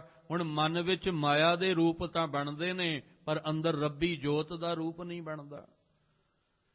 ਜਿਸ ਦਿਨ ਜਿਸ ਪ੍ਰਾਣੀ ਦੀ ਅਵਸਥਾ ਇਹ ਬਣ ਜਾਏਗੀ ਕਿ ਜਿਸ ਦਿਨ ਉਹਦੀ ਭਜਨ ਬੰਦਗੀ ਵਿੱਚ ਜੁੜੇਗਾ, ਉਹ ਇੱਕ ਦਿਨ ਫਿਰ ਅੰਦਰ ਜਿਹੜਾ ਰੂਪ ਹੈ ਨਾ, ਅਸਲ ਰੂਪ, ਅਸਲ ਜਿਹੜਾ ਅੰਦਰ ਰੱਬੀ ਜੋਤ ਵਾਲਾ ਰੂਪ ਹੈ, ਉਸ ਨੂੰ ਉਹ ਜਾਣ ਲੈਂਦਾ ਹੈ। ਹਰ ਜਨ ਹਰ ਅੰਤਰ ਨਹੀਂ, ਨਾਨਕ ਸਾਚੀ ਮਾਨ। ਤੇ ਜਿਸ ਦਿਨ ਉਹ ਅੰਦਰ ਦੇ ਰੂਪ ਨੂੰ ਜਾਣ ਲੈਂਦਾ ਨਾ, ਜਿਸ ਦਿਨ ਆਪਣੇ ਮੂਲ ਨੂੰ ਸਮਝ ਲੈਂਦਾ ਹੈ, ਉਹ ਫਿਰ ਕੀ ਕਰਦਾ ਹੈ? ਫਿਰ ਉਹ ਆਪਣੇ ਮੂਲ ਵਿੱਚ ਜਾ ਕੇ ਸਮਾ ਜਾਂਦਾ ਹੈ। ਫਿਰ ਉਹ ਆਪਣੇ ਮੂਲ ਵਿੱਚ ਜਾ ਕੇ ਲੀਨ ਹੋ ਜਾਂਦਾ। ਮਨ ਨੂੰ ਸਮਝ ਆ ਗਈ ਮੇਰੀ ਹੋਂਦ ਕਿੱਥੋਂ ਬਣੀ ਹੈ, ਮੈਂ ਕਿਸ ਦੇ ਕਾਰਨ ਕਰਕੇ ਹਾਂ, ਮੈਂ ਕਿਹਦੇ ਕਰਕੇ ਹਾਂ। ਉਹਨੂੰ ਜਦੋਂ ਅੰਦਰ ਰੱਬੀ ਜੋਤ ਦਾ, ਜਿੰਦ ਦਾ ਪਤਾ ਲੱਗ ਗਿਆ, ਮਨ ਨੇ ਫਿਰ ਸਫ਼ਰ ਕੀਤਾ, ਆਪਣੀ ਜਿੰਦ ਤੱਕ ਪਹੁੰਚਿਆ। ਤੇ ਜਦੋਂ ਉੱਥੇ ਤੱਕ ਪਹੁੰਚਿਆ ਹੁਣ ਆਤਮਿਕ ਤਲ ਤੇ ਪਹੁੰਚਣ ਦਾ ਮਤਲਬ ਹੈ ਪਰਮਾਤਮਕ ਤੱਕ ਪਹੁੰਚਣਾ। ਜਦੋਂ ਅਸੀਂ ਆਪਣੀ ਅੰਦਰ ਦੀ ਜਿੰਦ ਤੱਕ ਪਹੁੰਚ ਜਾਾਂਗੇ, ਸਮਝ ਲੈਣਾ ਨਿਰੰਕਾਰ ਤੱਕ ਪਹੁੰਚ ਗਏ। ਕਿਉਂਕਿ ਨਿਰੰਕਾਰ ਕਿੱਥੇ ਹੈ? ਨਿਰੰਕਾਰ ਵੀ ਤਾਂ ਸਾਡੇ ਹਿਰਦੇ 'ਚ ਹੀ ਵਸਦਾ ਹੈ ਨਾ। ਘਟ ਘਟ ਮੈਂ ਹਰ ਜੂ ਵਸੈ ਸੰਤਨ ਕਹਿਓ ਪੁਕਾਰ। ਪੁਕਾਰ ਪੁਕਾਰ ਕੇ ਕਿਹਾ ਵੀ ਉਹ ਤੇਰੇ ਅੰਦਰ ਵਸਦਾ ਹੈ, ਤੇਰੇ ਹਿਰਦੇ ਵਿੱਚ ਵਸਦਾ ਹੈ। ਤੇ ਜਦੋਂ ਮਨ ਇਸ ਦਿਮਾਗ ਤੋਂ ਉਤਰ ਕੇ ਹਿਰਦੇ 'ਚ ਆਏਗਾ, ਉਸ ਰੱਬੀ ਜੋਤ ਵਿੱਚ ਸਮਾਏਗਾ, ਤੇ ਉਹ ਰੱਬੀ ਜੋਤ ਨੇ ਰੱਬੀ ਜੋਤ ਵਿੱਚ ਸਮਾ ਕੇ ਇੱਕਮਿਕ ਹੋ ਜਾਣਾ। ਉੱਥੇ ਕੋਈ ਅੰਤਰ ਹੀ ਨਹੀਂ ਰਹਿ ਜਾਣਾ। ਜਿਸ ਦਿਨ ਭਾਈ ਲਹਿਣਾ ਜੀ ਗੁਰੂ ਨਾਨਕ ਸਾਹਿਬ ਜੀ ਨੂੰ ਆਪਣਾ ਸਮਰਪਣ ਕਰਦੇ ਕਰਦੇ ਪੂਰਾ ਸਮਰਪਣ ਕਰ ਦਿੱਤਾ, ਉਸ ਦਿਨ ਗੁਰੂ ਨਾਨਕ ਸਾਹਿਬ ਕਹਿੰਦੇ ਅੱਜ ਤੋਂ ਤੂੰ ਭਾਈ ਲਹਿਣਾ ਨਹੀਂ, ਅੱਜ ਤੋਂ ਤੂੰ ਗੁਰੂ ਅੰਗਦ ਦਾ ਰੂਪ ਬਣ ਗਏ। ਕਿਉਂ? ਕਿਉਂਕਿ ਅੱਜ ਤੋਂ ਤੁਹਾਡੇ ਤੇ ਮੇਰੇ ਵਿੱਚ ਕੋਈ ਅੰਤਰ ਨਹੀਂ ਰਹਿ ਗਿਆ, ਕੋਈ ਫਰਕ ਨਹੀਂ। ਜੋ ਮੇਰੀ ਸੋਚ ਹੈ ਉਹ ਤੁਹਾਡੀ ਸੋਚ ਹੋ ਗਈ, ਜੋ ਮੇਰੀ ਵਿਚਾਰਧਾਰਾ ਹੈ ਉਹ ਤੁਹਾਡੀ ਵਿਚਾਰਧਾਰਾ ਹੋ ਗਈ, ਜੋ ਮੇਰੇ ਖਿਆਲ ਨੇ ਅੱਜ ਤੋਂ ਉਹ ਤੁਹਾਡੇ ਖਿਆਲ ਹੋ ਗਏ, ਜਿਹੜਾ ਰਸਤਾ ਮੇਰਾ ਉਹ ਅੱਜ ਤੋਂ ਤੁਹਾਡਾ ਹੋ ਗਿਆ। ਇਸ ਲਈ ਜਿਹੜੀਆਂ ਮੈਂ ਜ਼ਿੰਮੇਵਾਰੀਆਂ ਨਿਭਾਈਆਂ ਅੱਜ ਤੋਂ ਤੁਸੀਂ ਨਿਭਾਉਣੀਆਂ ਨੇ। ਕਿਉਂ? ਕਿਉਂਕਿ ਤੁਹਾਡੇ ਵਿੱਚ ਤੇ ਮੇਰੇ ਵਿੱਚ ਕੋਈ ਅੰਤਰ ਨਹੀਂ ਰਹਿ ਗਿਆ। ਕਬੀਰ ਸਾਹਿਬ ਜੀ ਦਾ ਇੱਕ ਬਚਨ ਆਰੰਭ ਵਿੱਚ ਤੁਹਾਡੇ ਨਾਲ ਸਾਂਝਾ ਕੀਤਾ ਸੀ ਕਿ ਦੁਨੀਆ ਦੀ ਹਾਲਤ ਵੇਖਦਾ ਇਹ ਹੱਡੀਆਂ ਇਸ ਤਰ੍ਹਾਂ ਜਲਦੀਆਂ ਨੇ ਜਿਵੇਂ ਲੱਕੜੀ ਜਲਦੀ ਹੈ, ਕੇਸ ਇਸ ਤਰ੍ਹਾਂ ਜਲਦੇ ਨੇ ਜਿਵੇਂ ਘਾਹ ਜਲਦਾ, ਘਾਹ ਜਿਹੜਾ ਹੈ ਉਹ ਸੜਦਾ ਹੋਵੇ। ਉਹਨਾਂ ਨੂੰ ਵੇਖ ਕੇ ਤੇ ਮੇਰਾ ਮਨ ਉਪਰਾਮ ਹੋ ਗਿਆ। ਇੰਨਾ ਉਪਰਾਮ ਹੋਇਆ ਕਿ ਇੱਕ ਦਿਨ ਇਹ ਅਵਸਥਾ ਬਣ ਗਈ ਕਿ ਰਾਮ ਕਬੀਰਾ ਏਕ ਭਏ ਹੈ ਕੋਈ ਨਾ ਸਕੈ ਪਛਾਨੀ। ਕਹਿੰਦੇ ਅੱਜ ਆਹ ਅਵਸਥਾ ਮੇਰੀ ਹੋ ਗਈ ਕਿ ਉਹ ਰਾਮ ਰਮਿਆ ਹੋਇਆ ਰਾਮ ਤੇ ਆਹ ਕਬੀਰ ਜਿਹੜਾ ਅੰਦਰ ਰੱਬੀ ਜੋਤ ਜਿਹਦੀ ਸੀ ਉਹ ਇੱਕਮਿਕ ਹੋ ਗਏ। ਹੁਣ ਪਛਾਣ ਵਿੱਚ ਹੀ ਨਹੀਂ ਆਉਂਦਾ ਕਿਉਂਕਿ ਅੰਦਰੋਂ ਖੇਡ ਇੱਕ ਹੋ ਚੁੱਕੀ ਹੈ। ਹੁਣ ਇੱਥੇ ਸਰੀਰ ਦਾ ਮੋਹ ਖਤਮ ਹੋ ਗਿਆ। ਇੱਥੇ ਜਿਹੜਾ ਮਾਇਆਵੀ ਮੋਹ ਬਣਿਆ ਹੋਇਆ ਸੀ ਉਹ ਬਿਲਕੁਲ ਅੰਦਰੋਂ ਉਹ ਪ੍ਰਭਾਵ ਜਿਹੜਾ ਸੀ ਅਸਰ ਖਤਮ ਹੋ ਗਿਆ। ਹੁਣ ਕਹਿੰਦੇ ਅੰਦਰ ਅੰਤਰ ਕੋਈ ਨਹੀਂ ਰਹਿ ਗਿਆ। ਅੰਦਰ ਬਸ ਸੁਰਤ ਉਸ ਨਿਰੰਕਾਰ ਨਾਲ ਜਾ ਕੇ ਜੁੜ ਗਈ ਹੈ, ਜਿਹਨੂੰ ਗੁਰੂ ਤੇਗ ਬਹਾਦਰ ਸਾਹਿਬ ਕਹਿੰਦੇ ਆ ਜੁਗਤੀ ਬਣਾਓ। ਬਾਹਰ ਦੀਆਂ ਸਰੀਰ ਦੀਆਂ ਜੁਗਤੀਆਂ ਛੱਡ ਕੇ ਅੰਦਰ ਦੀ ਜੁਗਤੀ ਵੱਲ ਧਿਆਨ ਦਿਓ। ਗੁਰ ਕਿਰਪਾ ਜੈ ਨਰ ਕੋ ਕੀਨੀ ਤੈ ਇਹ ਜੁਗਤ ਪਛਾਨੀ। ਨਾਨਕ ਲੀਨ ਭਇਓ ਗੋਬਿੰਦ ਸਿਉ ਜਿਉ ਪਾਨੀ ਸੰਗ ਪਾਨੀ। ਕਬੀਰ ਜੀ ਨੇ ਵੀ ਜ਼ਿਕਰ ਕੀਤਾ ਕਿ ਬੰਦਿਆ ਤੂੰ ਰੋੜੇ ਵਾਂਗ ਨਹੀਂ ਰਹਿਣਾ, ਤੂੰ ਉਸ ਖੇ ਦੀ ਤਰ੍ਹਾਂ ਨਹੀਂ ਰਹਿਣਾ, ਤੂੰ ਪਾਣੀ ਦੀ ਤਰ੍ਹਾਂ ਨਹੀਂ ਰਹਿਣਾ। ਇੱਕ ਰੋੜੇ ਵਾਲਾ ਜਿਹੜਾ ਅੰਦਰ ਗੁਣ ਹੈ ਕੱਢ ਦੇ, ਕਿਉਂਕਿ ਉਹ ਐਵੇਂ ਕਿਸੇ ਨਾ ਕਿਸੇ ਨੂੰ ਚੋਟ ਦਿੰਦਾ ਰਹੇਗਾ। ਤੂੰ ਖੇ ਵੀ ਨਾ ਬਣ, ਐਵੇਂ ਕਿਸੇ ਨਾ ਕਿਸੇ ਨੂੰ ਪਰੇਸ਼ਾਨੀ ਹੁੰਦੀ ਰਹੇਗੀ, ਤਕਲੀਫ ਹੁੰਦੀ ਰਹੇਗੀ। ਤੂੰ ਪਾਣੀ ਵਾਂਗ ਵੀ ਨਾ ਬਣ, ਐਵੇਂ ਕਦੇ ਤੱਤਾ ਹੋ ਗਿਆ ਤੇ ਕਦੇ ਠੰਡਾ ਹੋ ਗਿਆ, ਕਦੇ ਤੱਤਾ ਤੇ ਕਦੇ ਠੰਡਾ, ਇੱਕ ਸਾਰ ਨਹੀਂ ਨਾ ਰਿਹਾ। ਕਹਿਣ ਲੱਗੇ ਨਹੀਂ, ਤੈਨੂੰ ਤਿੰਨੇ ਗੁਣ ਛੱਡ ਕੇ ਇੱਕ ਹੋਰ ਗੁਣ ਅਪਣਾਉਣਾ ਪਏਗਾ। ਜਿੱਥੇ ਹਰ ਜਨ ਐਸਾ ਚਾਹੀਏ ਜੈਸਾ ਹਰ ਹੀ ਹੋਏ। ਤੂੰ ਉਹ ਗੁਣ ਲੈ ਜਿਹੜਾ ਗੁਣ ਧਾਰਨ ਕਰਕੇ ਤੂੰ ਹਰੀ ਵਰਗਾ ਹੀ ਹੋ ਜਾਏ, ਤੂੰ ਉਸ ਰੱਬ ਵਰਗਾ ਹੀ ਹੋ ਜਾਏ। ਉਹ ਗੁਣ ਆਪਾਂ ਕਿੱਥੋਂ ਲੈਣੇ ਨੇ? ਧੰਨ ਗੁਰੂ ਗ੍ਰੰਥ ਸਾਹਿਬ ਜੀ ਦੀ ਬਾਣੀ ਵਿੱਚੋਂ।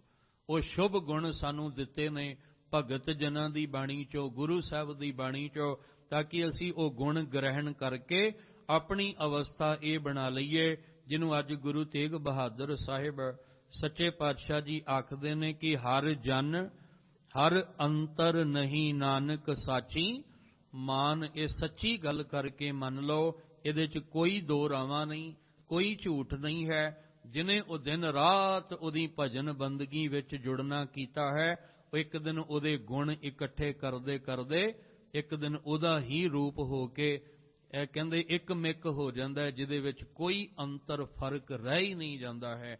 ਇਹ ਜੁਗਤੀ ਸਾਨੂੰ ਗੁਰੂ ਸਾਹਿਬ ਨੇ ਦੇਣੀ ਹੈ। ਗੁਰ ਕਿਰਪਾ ਜੈ ਨਰ ਕੋ ਕੀਨੀ ਤੈ ਇਹ ਜੁਗਤ ਪਛਾਨੀ। ਨਾਨਕ ਲੀਨ ਭਇਓ ਗੋਬਿੰਦ ਸਿਉ ਜਿਉ ਪਾਨੀ ਸਗ ਪਾਨੀ। ਜਿੱਥੇ ਆਪ ਜੀ ਆਉਂਦੇ ਹੋ ਮੁਬਾਰਕ ਹੈ। ਅਸੀਂ ਰੋਜ਼ ਸ਼ੁਭ ਗੁਣ ਲੈਣ ਵਾਸਤੇ ਆਉਂਦੇ ਹਾਂ, ਅਰਦਾਸ ਕਰਨ ਆਉਂਦੇ ਹਾਂ ਕਿ ਸਤਿਗੁਰੂ ਅਸੀਂ ਵੀ ਇੱਥੇ ਤੱਕ ਪਹੁੰਚਣਾ ਚਾਹੁੰਦੇ ਹਾਂ ਕਿ ਸਾਡੇ ਵਿੱਚ ਤੇ ਤੁਹਾਡੇ ਵਿੱਚ ਕੋਈ ਅੰਤਰ ਰਹਿ ਹੀ ਨਾ ਜਾਏ, ਕੋਈ ਫਰਕ ਹੀ ਨਾ ਰਹਿ ਜਾਏ। ਸਾਡੇ ਤੇ ਕਿਰਪਾ ਕਰੋ। ਜਿੱਥੇ ਅਸੀਂ ਆਪਣੇ ਲਈ ਅਰਦਾਸ ਕਰਨੀ, ਉੱਥੇ ਸਰਬੱਤ ਦੇ ਜੀਆਂ ਵਾਸਤੇ ਵੀ ਅਰਦਾਸ ਕਰੀਏ। ਨਾਨਕ ਨਾਮ ਚੜ੍ਹਦੀ ਕਲਾ ਤੇਰੇ ਭਾਣੇ, ਸਰਬੱਤ ਦਾ ਭਲਾ। ਉੱਥੇ ਸਰਬੱਤ ਦਾ ਭਲਾ ਵੀ ਮੰਗੀਏ ਤੇ ਉਹਨਾਂ ਵਾਸਤੇ ਵੀ ਅਰਦਾਸ ਕਰੀਏ ਜਿਹੜੇ ਹਜੇ ਭੁੱਲੇ ਭਟਕੇ ਹੋਏ ਨੇ, ਜਿਹੜੇ ਗੁੰਮਰਾਹ ਹੋਏ ਨੇ, ਮੂਰਖ ਨੇ, ਅਣਜਾਣ ਨੇ। ਉਹਨਾਂ ਨੂੰ ਵੀ ਕਿਤੇ ਸਮੱਤ ਮਿਲ ਜਾਏ ਤੇ ਉਹ ਵੀ ਦਰ ਤੇ ਆ ਕੇ ਰੱਬੀ ਬਾਣੀ ਨਾਲ ਜੁੜ ਕੇ ਆਪਣੇ ਜੀਵਨ ਨੂੰ ਸਫਲਾ ਕਰ ਸਕਣ। ਅਰਦਾਸ ਕਰੀਏ ਕਿ ਤੁਹਾਡੇ ਦਰ ਤੇ ਆਏ ਹਾਂ, ਸਾਡੇ ਅੰਦਰ ਭਗਤੀ ਦਾ ਜਾਗ ਲਾ ਦਿਓ। ਅਸੀਂ ਦਿਨ ਰਾਤ ਸੁਰਤ ਕਰਕੇ ਨਾਮ ਦੇ ਅਭਿਆਸੀ ਬਣ ਕੇ ਆਪਣੇ ਜਨਮ ਨੂੰ ਸਵਾਰਨਾ ਚਾਹੁੰਦੇ ਹਾਂ। ਆਪਣੀ ਭਗਤੀ ਲਾਏ, ਆਪਣੀ ਭਗਤੀ ਲਾਏ, ਆਪਣੀ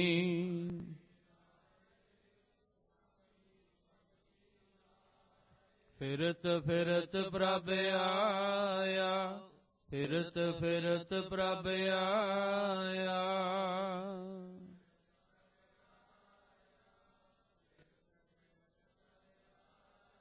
ਪਰਿਆ ਤੋ ਸ਼ਰਨਾਏ, ਪਰਿਆ ਤੋ ਸ਼ਰਨਾਏ, ਪਰਿਆ।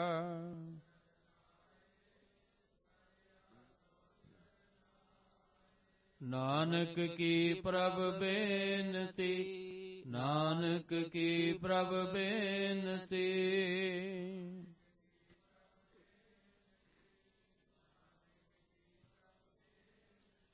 ਆਪਣੀ ਭਗਤੀ ਲਾਏ, ਆਪਣੀ ਭਗਤੀ ਲਾਏ, ਆਪਣੀ।